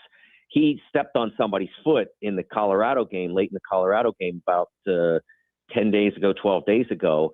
And so he's got a sprained ankle, and he's trying to play off that. And obviously, they don't want him to play in a diminished capacity. And he doesn't, but he's going to want to be out there to go against Abonsa. And it's, they're both fantastic. And what I've seen from Peterson is just extraordinary. And I love both players. I lived in Indy for 10 years, and the Pacers are, because of injuries and such, are having a pretty terrible year. And This is a pretty good year to have a terrible year, to be honest with you. There's so many great players. And if you happen to win, this is a lottery in which I believe, and I talked to Fran Fraschilla yesterday, and he doesn't necessarily agree with me.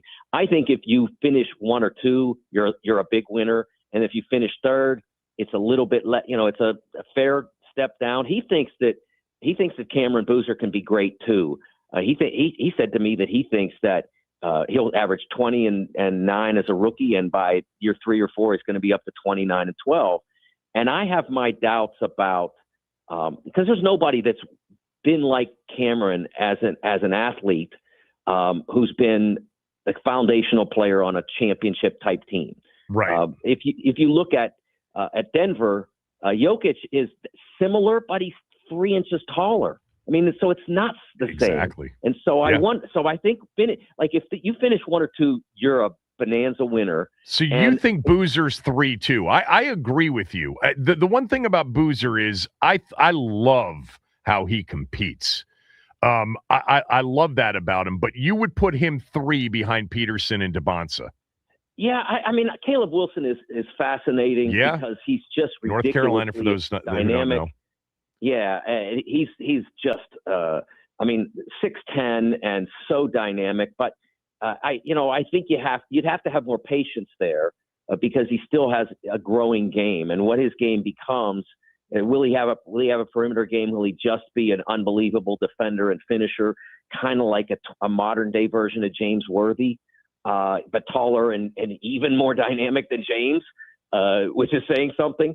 I don't know what will become of that. So I think that the third team's probably going to take Boozer. But as far as 1 or 2, I love both. But if I had to pick at this stage, as long as I'm convinced that Peterson will be an 80-game a year guy and then 100 games when we start to win, as long as I'm convinced he can be that, then I'd probably go him because I think that offensive game is just irrepressible. The James Worthy comparison. I think James Worthy was truly one of the more unique players of all time. I think the quickness off the leap, the jump hook, the explosion around the basket, the ability to catch and finish in transition. Sometimes I think Worthy's one of those guys people don't talk enough about, and he was just incredible during those Carolina years with Sam Perkins and Jordan, et cetera, against, Ralph's Virginia teams. That's when I was an ACC guy, Mike, with Maryland in the ACC. I want to talk real quickly just about how you see March playing out. How many teams last year? It was kind of wide open heading into it. How many teams can win the title this year? Well, I think one thing that I always stick with on this, Kevin, and basically we haven't had a team win the national championship that didn't have a first-round pick since 1987 when Indiana did it. And you can go even further back. It's almost basically to around the beginning of the common draft era, but when territorial rights and stuff started to go away and it was just almost every team. I mean, if you go back to the beginning of the UCLA dynasty, say, it's every team since Alcindor / Kareem Abdul-Jabbar. So Keith Smart was not a first-round pick. He was not, and Steve Alford was the highest pick on that team, and would have been if drafted in the same position today, would be considered a first-rounder because I think he went 26th overall, and there were 24 teams then. Right.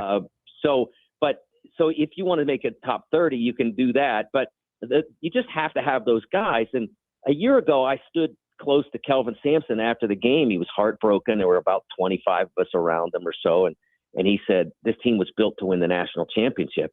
And right, it hit me like a thunderbolt. No, and I wasn't going to say it out loud because I like Kelvin; he's my guy.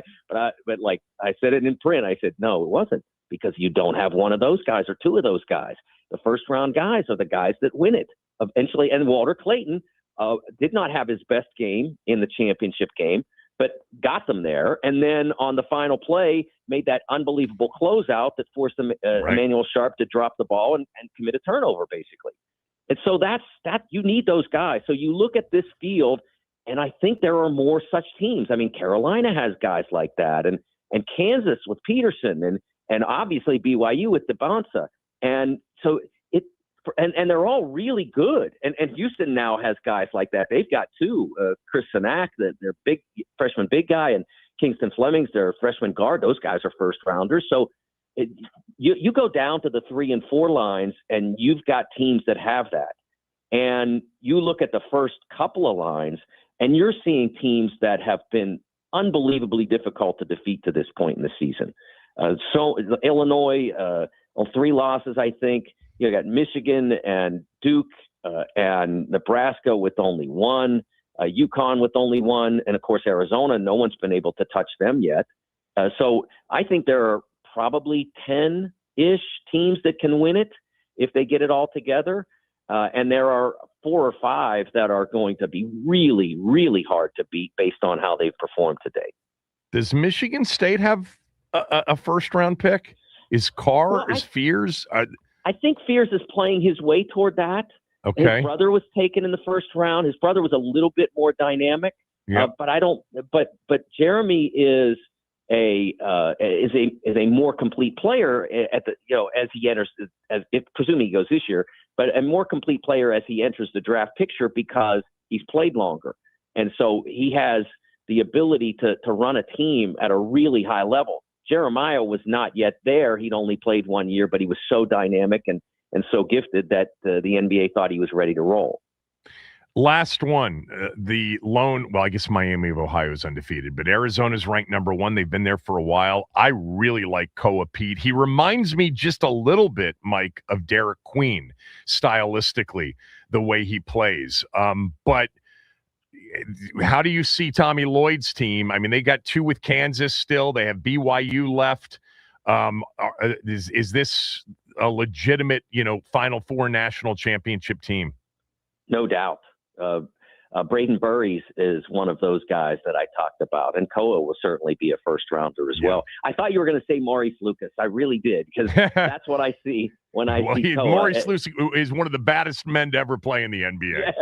Yes, absolutely. And Koa has that quality. I don't know that. I mean, because back in the day, you could square off and fight like he did with Daryl Dawkins that one time in the playoffs. Right. And so NBA we won't Finals. ever see that from. More than likely, we will not see that from Koa because the game has changed and all that. But I tell you what, if he did, the other guy would be quaking.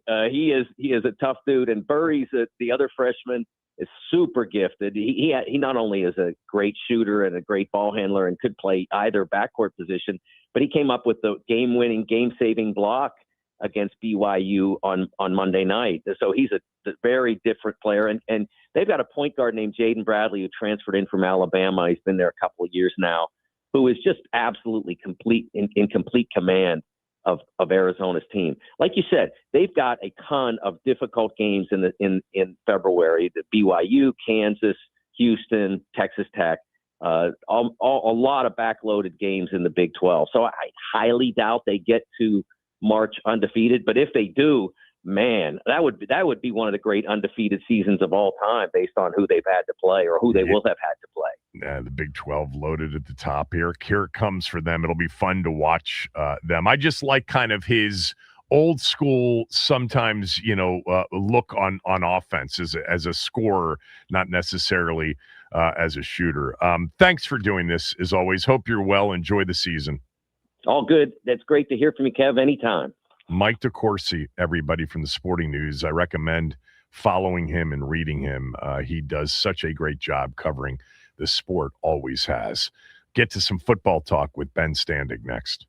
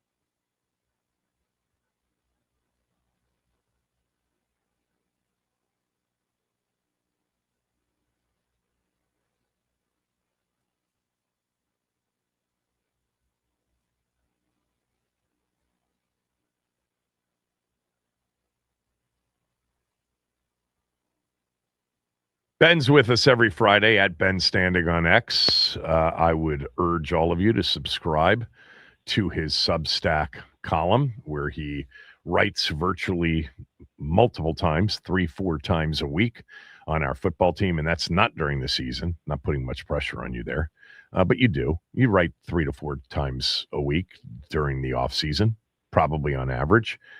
And you have just written about the overall coaching staff still not being completely built out at this point. We got the news officially from the team, not that you guys needed it, but the team officially put out the press release that Durante Jones has been named the defensive coordinator. We know that Jason Simmons appears, based on reporting, to be heading to Pittsburgh. So give everybody sort of the landscape of the coaching staff right now and who could still be leaving and which kind of positional, what part of the staff is still in flux and who else could be coming? Yeah, sure. You mentioned Simmons, the defensive passing game coordinator. That's a position they'll have to replace. Could be, giving somebody who's already on staff that title as well. So we'll see about that. The fact that, Durante Jones, you would think, just based on how these things work, that he's going to bring in 1, 2, 3 people, whatever it might be, from his past that he wants to work with here. And that could potentially, force somebody out or, have somebody get reassigned to a different position. So there's that. On the offensive side, at the moment, right, everything is set, but, there is still, as we've talked about every time you and I have been on, like there's, tons of movement around the league, including offensive coordinator spots. And you have 2 guys in Brian Johnson and Anthony Lynn who have had that job before, been, Lynn's case, been a head coach. And do they get opportunities elsewhere? I do think there's going to be opportunities for Johnson, who was a former OC with the Eagles. Lynn interviewed for 2 head coaching opportunities before they were filled. Right. So possibly that changes things. If one of them were to move on. Now, we've talked before about that. I think you got to have some type of experienced coordinator coach to help David Blau, adjust and be another voice, especially considering that the head coach is not on the offensive side of the ball. So I think Johnson and Lynn could be those people. But if they were to leave, you'd have to, replace them, or, it's even conceivable to bring in another coach like that right now, just to add to the room again, because the head coach is not on the offensive side of the ball. So that could be no movement over there, or it could be significant movement if, one of those 2 experienced coaches were to move on. I'm just curious. I'm sure it's an oversight maybe by them, but maybe it isn't. I don't know. We certainly had reports that Darnell Stapleton had been promoted to O-line coach. That's not a press release we've gotten yet from the team. And on the team's website, he is still listed as the assistant offensive line coach. They've made the updates with Durante Jones and David Blau to OC and DC. So I'm just asking, I mean, is Darnell Stapleton going to be the offensive line coach? Yeah, I don't think there's anything there. I mean, I just from my understanding in the past, don't always assume that the website is equal to what is ever happening, because they, it's run by people who are, not necessarily, the higher up. So sometimes it even happens during the season with the roster versus the practice squad versus in your reserve. So, I've learned that the website is not always the place to go if you want to definitively know something. But yeah, in this case, I wouldn't worry about it until, I have not heard anything that would suggest anything's changing there. All right, let's look ahead, because the next big, there could be another coaching add or loss. But it's not going to be, on the scale of OC and DC, which have been hired. And those were kind of the first 2 things to knock off the to-do list in the offseason, get the offensive coordinator and defensive coordinator added. By the way, one quick thing for you, because I don't think I asked you this the other day when you were on. I kind of believe that Jim Schwartz would not have necessarily been a candidate had they still been in the market and had he been available, because he's actually under contract. And from two sort of angles. One, I'm not sure Quinn would have chased down Jim Schwartz, a former head coach, a defensive coordinator, when he's a defensive head coach to kind of begin with. Secondly, no ties to him. Thirdly, Jim Schwartz probably would have better options. Do you agree with that Schwartz probably would have never, even if the opening were there, been, a likelihood? Yeah, agreed. I mean, it falls under the category of he's closer to that Brian Flores, Jonathan Gannon side of things in terms of opportunities. And, again, why would you necessarily choose this spot knowing that the defense has to be rebuilt so much? So, no, I would think he would have different opportunities. And your point on Quinn, makes some sense as well. So, no, I don't view that he was an option here. All right. So to me, the next thing that happens before, free agency, which we're still over a month away from beginning, is the guys that you had that you want to bring back. So on that list, Marcus Mariota, Chris Paul, Jacob Martin, Chris Rodriguez, Debo, Tress Way. Part of me just thinks the next press release is going to be that they've signed Tress Way to a contract. But whatever. Jeremy McNichols, Debo, if I didn't say that already. I mean, to me, and along with the Tunsil extension, maybe a Frankie Louvu extension, I don't know. But what do you think are kind of the next big things to knock off the team list that'll happen before we actually start free agencies? Because there will be some activity between now and tampering period, don't you think? You would think so. I mean, typically that there's something there, and look at it might be Lattimore getting released. I mean, that hasn't happened officially. Right. I mean, you mentioned Tress Way. Look, obviously you never can say, you never assume anything, but like that would be stunning, right, for all of us if he isn't back. So I don't imagine, like, again, unless there's something odd in the world, that he's going to like desperately want to wait for free agency to start to see what else is out there. So yeah, you could see that one happening any point, like you said, between now and the start of free agency for sure. And, maybe somebody like McNichols, you could say the same thing, especially like Anthony Lynn was, I think, a big reason why he came back. So if all that stays the same, you could see that one too. Others, it may, could be different. Does Jacob Martin want to see what the world looks like from free agency period coming off, a pretty good year? I think Mariota, we still haven't seen where Cliff Kingsbury lands. I think that goes a long way toward determining what happens with Mariota. But, again, I kind of feel like we may have seen the last of him here, depending on again, where Cliff goes or just in general what the market looks like. So I would imagine for him, hitting the market is going to be important one way or the other. So I think that's the thing, is that, again, it's sort of similar to what we've been discussing with the coaching hires. Does the other person have options? If they do, well, then you're probably going to want to wait unless the team is willing to, make it worth their while to get it done. But for others, does the team want them back? Yes. Does the player recognize he's probably best chances to stay here? Cool. Well, then, yeah, maybe you have that conversation in advance. Look, we also have to see now with, especially on defense, does the new coordinator change what you're looking for with certain players? Bobby Wagner, to me, is like sort of the interesting one. We all understand the reasons as to why you could just move on from him in general, the age, limitations in coverage, things like that. We also understand the positives, experience, and so on. But does that fit for what Jones wants to do in his scheme? That's going to be a question that, I don't know the exact answer to yet. So, that's one where maybe the team is like, what, we're good to not bring him back, but don't know that one yet. And I still would think that Wagner would probably want to wait it out anyway, because you never know what options could be out there for him. Yeah, you have players to release, and I think the three that are under contract for next year that are prime candidates for that are Lattimore, Allegretti, and then Deron Payne. You've already reported that he'll come back and play very likely under his current deal with a $28 million plus cap number on next year. And then, you always think about, is there a player that makes sense from a franchise tag standpoint? I don't think there is a player that makes sense from a franchise tag point. I guess there's no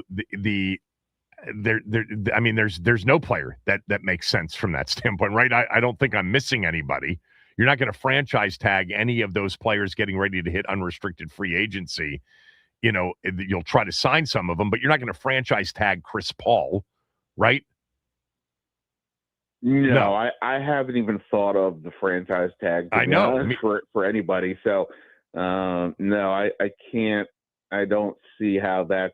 The Chris Paul part. Look, obviously, one of the more surprising developments in a positive way for this team, and we could easily say, sure, bring him back, but should the price get out of hand, you still have Brandon Coleman there, and I don't know that they'll look at it and say we have to have Chris Paul back, knowing we have all these other expenses, we don't have a viable enough option. I would think they would say that Brandon Coleman would be, at a starting point, good to go. Of course, you can always, keep Allegretti, or you can re-sign Wiley as well. So yeah, no, I don't. Yeah, the answer to Paul is a wild no, an obvious no, and I should have remembered this, because remember, when it comes to the tag, the NFL still doesn't differentiate between guard and tackle. It's just offensive line. And so you should never franchise tag a guard because you got to pay the blended average of the O-line, which is, involves the left tackle price as well. So we're not going to see a player tagged. We'll probably see a couple of players for sure. Lattimore released. I would guess Allegretti as well. And then you get into, will they get a deal done with Tunsil between now and the beginning of free agency? They have time. It's not like they have to get it done now. But I don't think that from a perception standpoint, not that they should care much about this, but I don't think they should enter training camp without a Tunsil deal for beyond 2026 and have the opportunity for Tunsil to hold out or hold in, right? Yeah,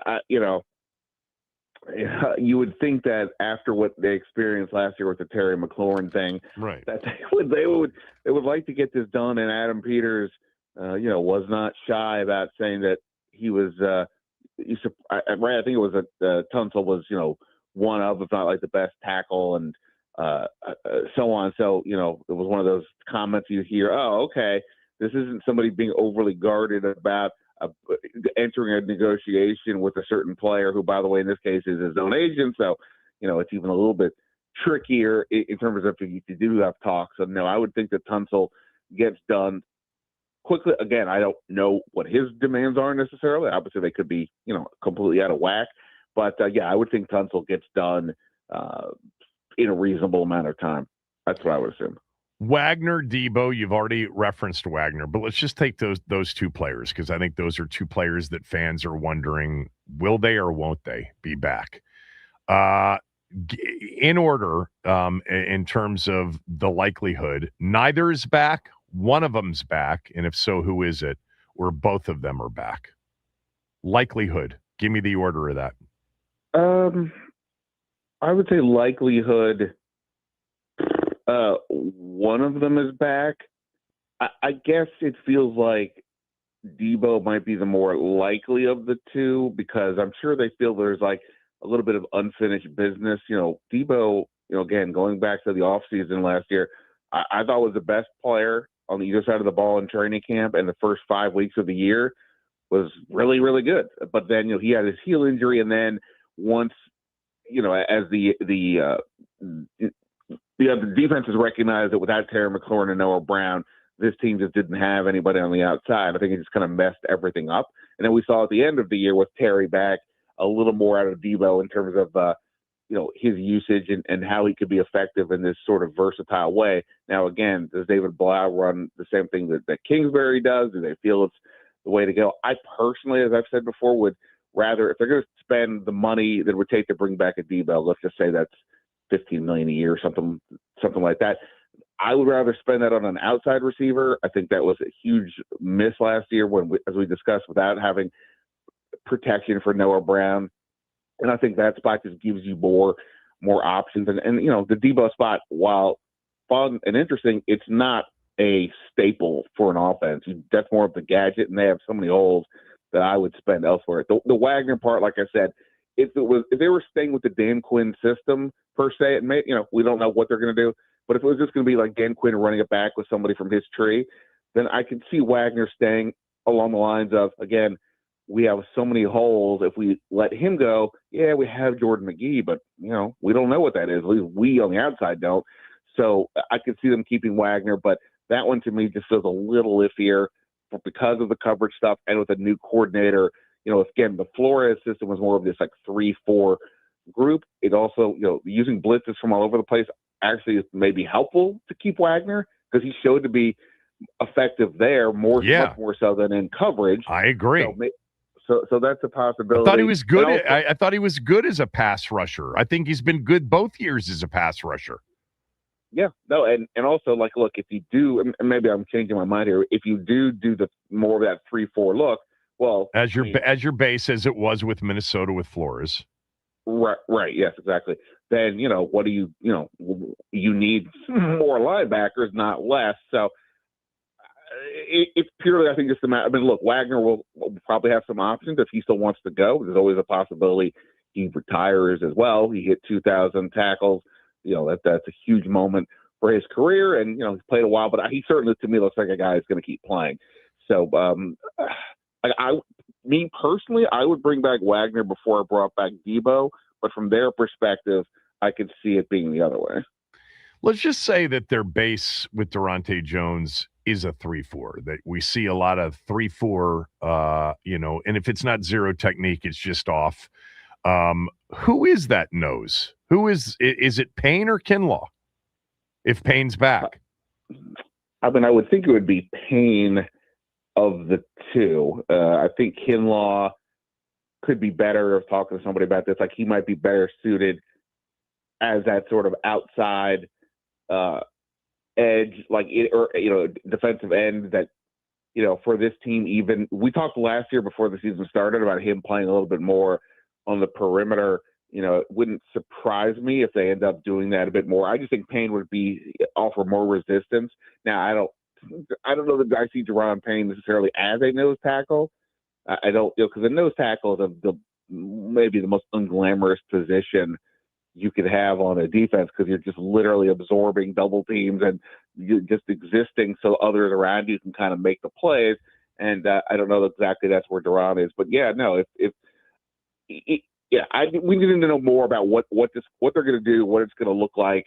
Because if it is like maybe you need a pure nose, that guy may not exist on the team. Maybe you do have to bring in somebody different and have Payne and Kinlaw more of those 3-4 ends.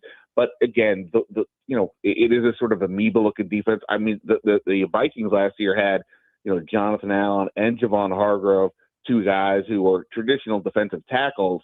They brought both of them in. I think Allen is probably staying. Looks like Hargrove might be a release, but you know, they didn't enter that year with thinking we don't need to have two guys who are more in that traditional 4-3 look. So I'm not ready to sort of say they're going to play a 3-4, but they're going to have some of those principles for sure. You know, I just looked this up because I thought that this was true. In their, you know, when they lined up with five, you know, you could call it a 3-4, you could call it a 5-man defensive front this year.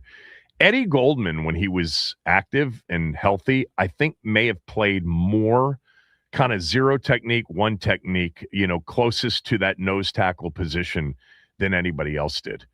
But I'm not saying that he's going to be the guy. I'm just saying that they didn't use, I don't think, Kinlaw or Payne as much as they used Goldman when they were in those alignments. I could go back and compare, but Eddie Goldman's not even under contract. That was a one-year deal. He didn't even play last year. Isn't he the guy that didn't play football in 2024? I think. Yeah, I think that's right. Look, yeah. I think Goldman's the kind of guy where good depth. If they tell me you bring him back, I wouldn't be surprised.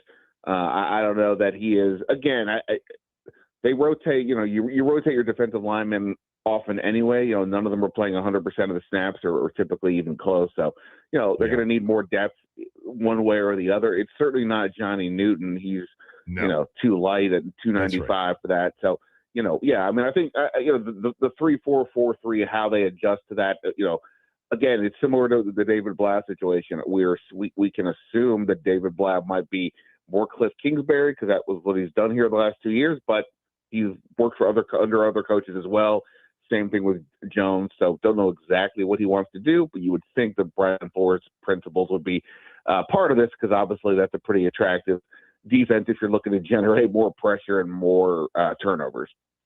Yeah, especially when you consider snap counts. Eddie Goldman, far and away, more so than Payne and Kinlaw, lined up as a nose tackle more than the other two did, and as a percentage of snaps, a much higher percentage than anybody else in the team. I think that's interesting. And the only reason I thought of that is I remember one of the film breakdowns that Steve Suter did.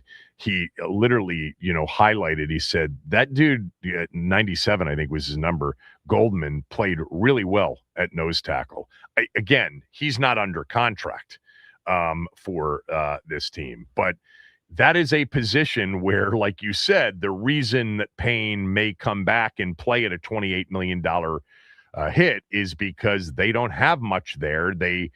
It's not like they can just go out to the defensive tackle tree and add, another guy or two that's at Duran's talent level. And I think there's some thought that maybe Duran in a contract year will play his best football at 29 years old. Back to the receivers. We talked to Ben Standing. Back to receiver for a moment. Let's just say that you're right, that they feel like they have to go get a more, for the lack of a better description, a more traditional wide receiver than Debo. Looking at free agency, do you have guys that you think they should go after from a wide receiver standpoint? I mean, Pickens is going to be the number one wide receiver out there on the free agent market. And then Alec Pierce, who I think is an outstanding player in Indianapolis. After that, the pick, you're talking about Romeo Doubs. You're talking about, not a significant, offering. Rashid Shaheed's going to be a free agent. We'll see whether or not he sticks with maybe a Super Bowl champion. But did you have any guys in mind? Brandon Ayuk in a trade? Probably not. Right. Like Dobbs or Dubes, however you say his is one of them. Dobbs, yeah, he's one of them. I mean, he's not like a wide receiver one, but and Green Bay always used so many different receivers that from like a fantasy perspective, nobody ever kind of got the lion's share of the work. But to me, he's got some good size, good speed, productive. I think a guy like that could be a good fit opposite McLaurin, where, like, again, if in the worst case where McLaurin were to miss some time, I think you could use Dobbs as like a guy as sort of that main figure, where last year they just didn't have that player as readily available without Terry. So I think that would be one. You mentioned Ayuk because of the obvious 49er thing, but Juwan Jennings is also out there, who was another guy drafted during the Peters era, who been a pretty productive player, a 7th round pick.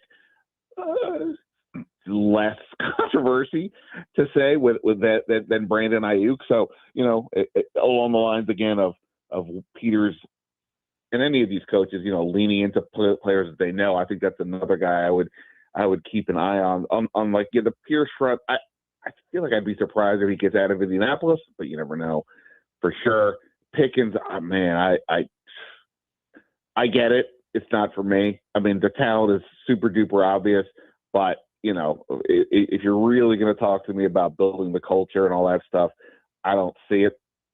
But somebody's obviously going to pay him a good amount of money, and he would be a hell of a playmaker here. But I would have concerns about that. And frankly, if they were going to sort of go down that route, I would almost think they would then go down the Brandon Ayuk route, just because that is somebody that Peters at least has worked with and knows and all that stuff. But I mean, like Dubes and Jennings are two guys that, at least for now, sort of on my list of guys I would keep an eye on.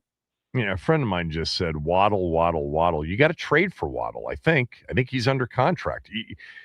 Washington's not trading for a Jalen Waddle or a Brian Thomas Jr. I don't think they really have the dry powder, pick wise to trade, to make another big trade in this offseason. I could be wrong. but they don't have a second. They don't have a fourth. So yeah, A.J. Brown. Yeah, A.J. Brown. Well, and you mentioned Shaheed. The number one thing that they, this team, speed, both sides of the ball. Yeah, you got to get faster. That guy is an absolute burner. Now the question is he, where is he? Is he like a fancier De'Ami Brown? Like, I don't know that he is, because even Seattle doesn't use him a ton as like their second receiver, right? They have Smith and Jigba, you have Cooper Kupp, so he fits in, but he's not necessarily the second receiver. That doesn't mean I wouldn't add him. I also mentioned De'Ami Brown. Look, he signed a one-year deal with Jacksonville. That's up. They never replaced his speed, and Dan Quinn was a big fan of his. Now, I think they were smart to let him go for the price tag that he got, but again, they never replaced the speed element. So he'll be back, or he'll be available. He'll be cheap, and that maybe that's the way to go. Somebody you certainly know and are familiar with, and brings you the element that you need. Yeah, look, we know it's got to be a focus in this offseason, defense. But to your point, they have to add speed and then playmaking ability at two positions in particular on offense. They definitely need another receiver. They have to have another receiver. Terry's essentially, for all intents and purposes, Terry's in the final year of his deal. It was a one-year contract extension, and I doubt that the current, deal beyond this year is a deal that the team's going to feel comfortable, keeping him on. It was always possible had he had two back-to-back monster years. And if he has a monster year, and they can't restructure, maybe he does come back in 27 on the current deal. But they've got to go get a receiver because they need a second right now. And they may need a number one, or certainly something, to bring back in 27. And then the other thing is, with Ertz, I'm assuming done. Maybe that's not the right leap in terms of assumptions. Maybe he comes back. He's not under contract to come back off that serious injury, but they need a tight end. I mean, do you think Sinnott is ready to take over the Ertz pass catching role? It didn't seem that way. Well, from our perspective, that would seem to be a big reach to just assume that that's the case. Again, they obviously see much more with practices and things like that. Not to mention they drafted him, so they've got, they've already got the expense in there for him. But tight end is an interesting position in free agency. The top of that list is going to be Kyle Pitts, who has been the ultimate tease from an athletic perspective. Last year, he did turn it all on. He with did Kirk. With your guy, yep. That's when it happened, really. I mean, he's been very disappointing to Atlanta fans. Oh, absolutely. But he did, he played at Florida. Brian Johnson was on that staff when Pitts was there. So, if we're going to play the connection game, there's something there. But you also have Isaiah Likely from the Ravens, who's been around, even Dallas Goedert. With Philly as a free agent, David Njoku with the Browns is one of these like crazy athletic hulking tight end types who's, injuries have kind of messed with him, but he's talented. So they do have some options out there at that position. And I think that position is incredibly valuable. If you have that, it is such a leg up on the opponents. And, again, that's just a position that Zach Ertz did a lot of good work for them over the last as a receiver, no doubt. As a receiver, but no real yak out of him. He wasn't really valuable for Jaden Daniels in the red zone, but there were limitations to it, getting down the field and yards after the catch, things like that. So the guys who were available, if you told me their bigger expense was for a tight end, knowing look, this is the thing. If they go heavy on defense in free agency, you could look at that number 7 pick as a place to get offense, because there's 3 receivers right now in this draft who are being viewed as potential like top 10 to 15 picks. So they'll probably have their choice of one of those guys at that spot. So it includes like Jordan Tyson and Mekhi Lemon and Tate with Ohio State. So that could be the answer. And then you again spend more on a tight end in free agency. But that's the thing. It's like, it's hard to, as much as I do the mock drafts, of course, it's a much easier to get a read once you get past free agency and see where they spend all the money. I'm just looking at the tight end list. Chig Okonkwo, former Terp. I loved him coming out. He's been a good player in Tennessee. That's a possibility because it's not a lot of money, but he is a versatile tight end for sure, and has been on bad teams in Tennessee, and was a really good outlet this year for Cam Ward in his rookie year. All right, thanks. Appreciate it as always. Always, man. Talk next week. Ben Standig, everybody. First weekend without football. What are we going to do? I started off the weekend early by getting up early and watching an absolute back-to-back thriller in Australia. I'm going to talk about that next.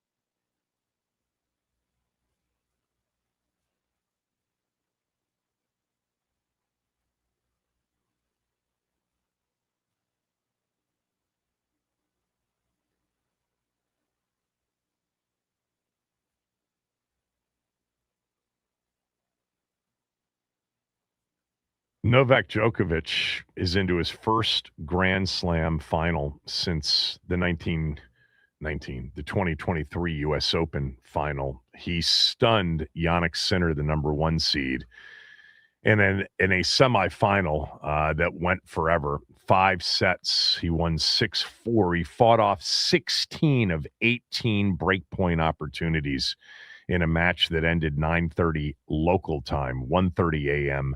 Melbourne time. For you people out there that like tennis, it was an epic night and early morning. It started with Carlos Alcaraz's 5-set win over Zverev in a match that lasted 5 hours plus.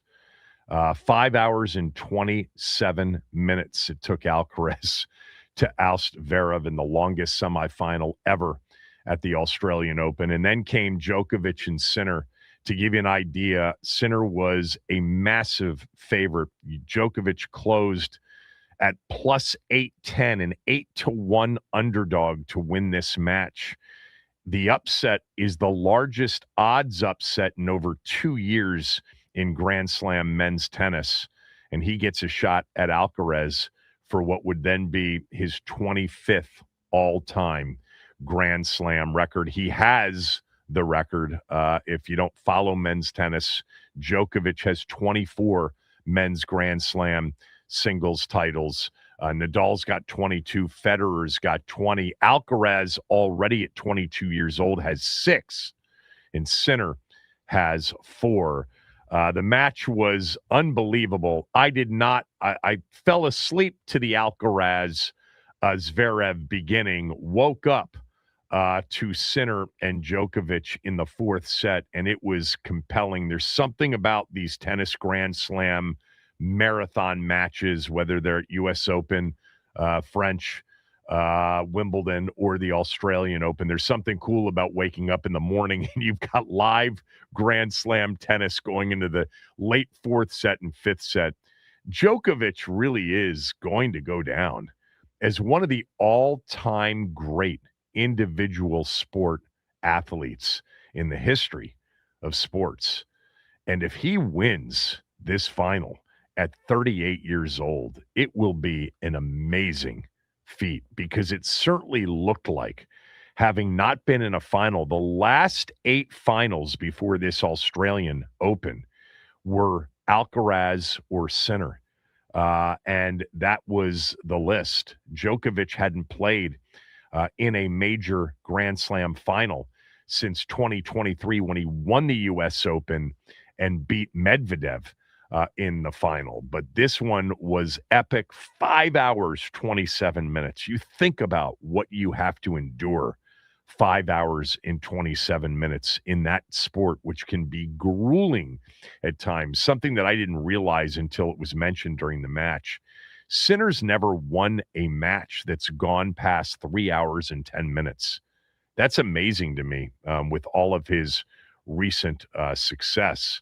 But this match, 4 hours and 9 minutes, not 5 hours and 27 minutes like the Alcaraz match, 4 hours and 9 minutes. And Djokovic at 38 years old hangs on for the win.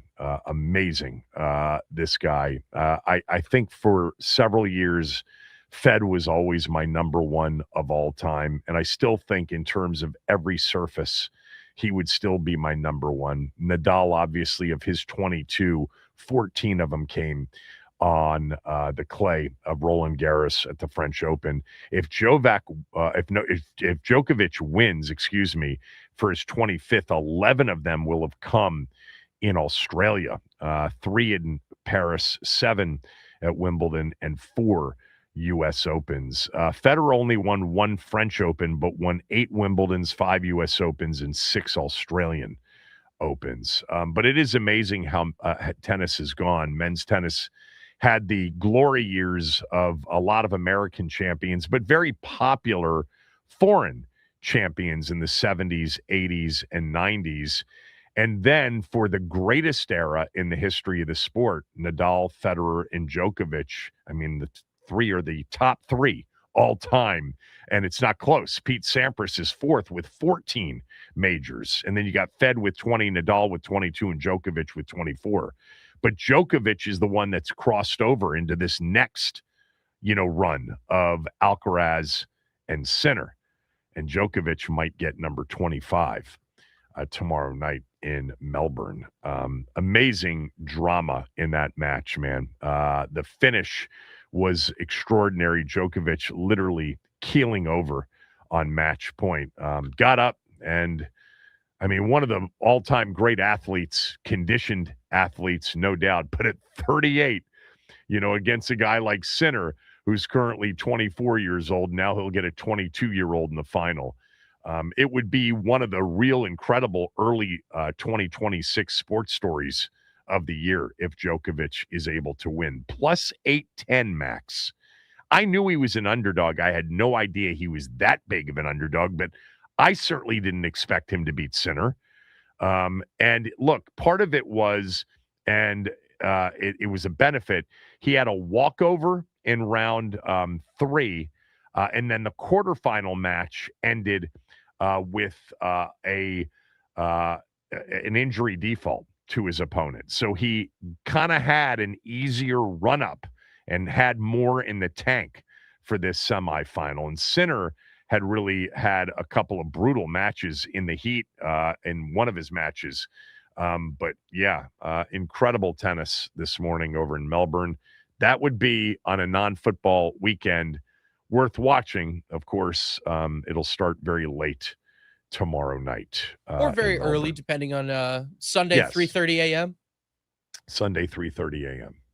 So what will happen is I'm just hoping to wake up at my normal time, which is early, and have that thing maybe in the third set, one set all, and pick it up from there.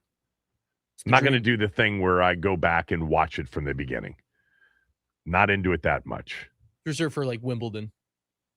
The French Open. Wimbledon you can watch start. I'll tell you, that's a big investment, tennis. And it is. I mean, if you were invested in Alcaraz Zverev, 5 hours, 27 minutes.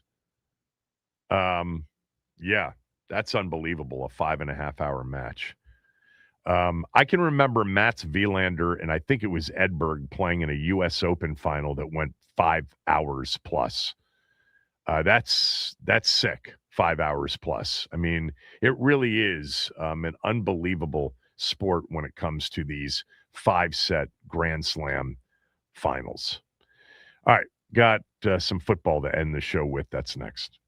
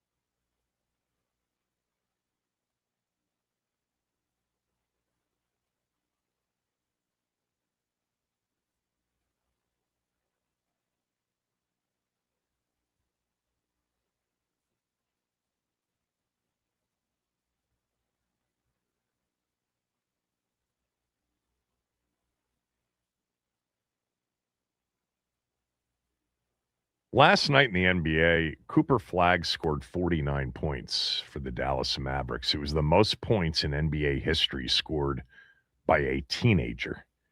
49 for Cooper Flagg. He's having a pretty good rookie season. His Duke teammate, Con Knuppel, in the same game had 34. I mean, I wonder what the record is for teammates, college teammates against each other at the NBA level. Because I would guess that 85 has got to be pretty close to the record. Some NFL news. Kwesi Adolfo-Mensah, the GM in Minnesota, was just fired. He did a horrendous job drafting for the Vikings. An absolute horrendous job for the Minnesota Vikings. And look, there's a lot of blame on him for letting Sam Darnold go last year. Keep in mind, they didn't let Sam Darnold go. Sam Darnold was an unrestricted free agent and had options. They did not fight to keep him, and maybe they could have kept him, but they would have had to sign him to a longer-term deal. You know, it was a $100+ million deal he signed in Seattle to be the starter, not to compete with J.J. McCarthy in Minnesota. They did the deal for Sam Darnold offered by Seattle, and the opportunity was much better than what Minnesota could have offered him, unless they said, after one season of J.J. McCarthy being injured and not playing, we already know enough to not believe in him, so we want to bring you back. You're the starter. He'll be your backup at best. Same goes for Daniel Jones in Minnesota last year. He had a better option. Indianapolis, where he was going to be given a chance to legitimately start. Was he going to be given that chance against J.J. McCarthy after they drafted him number 10 in 2024? I'll tell you this about Adolfo-Mensah. He's the one that didn't want to bring Kirk back. Kevin O'Connell did. And that's why Kirk ended up going and signing in Atlanta, because he knew that they were going to draft a quarterback, and Mensah told him that, and they wanted a short-term deal. Kevin O'Connell didn't want that. Terrible GM when it came to the draft in Minnesota. Also, there's some data out there on the kickoff rule from this year. Kickoff returns, here were the final numbers. With the new kickoff rules of the 35-yard line being the touchback, we knew that we were watching a lot more kickoff returns this season. How about they jumped 74.5%? That's what they were up from 2024. 74.5% of the kickoffs were returned this year, 32.8% from last year. That 5 yards made all of the difference. Add to that, the injury rate on kickoff returns lower than the year before. So this is going to stay. I don't love it personally. I don't love an offense being given, the 35-yard line. And on average, I think the starting field position was the 32-yard line. You're in this day and age with the different kicking ball and the rules around the kicking ball. You're, a first down in some cases, 2 first downs, worst case, away from field goal range for a lot of teams. I think you got to earn points more so. I like the fact that we've had more kickoff returns, but it wasn't a killer for me that we had all those touchbacks. It worked. They got what they wanted out of it. They got the significant increase in a play that didn't have a lot of action, and they didn't increase the injury part of it because in many ways it's a borderline line of scrimmage play because of where, the two teams line up, the receiving team and the kicking team. Have a good first weekend without football. Back on Monday, Super Bowl week, Super Bowl trivia next week. Get ready for that. Chris is next.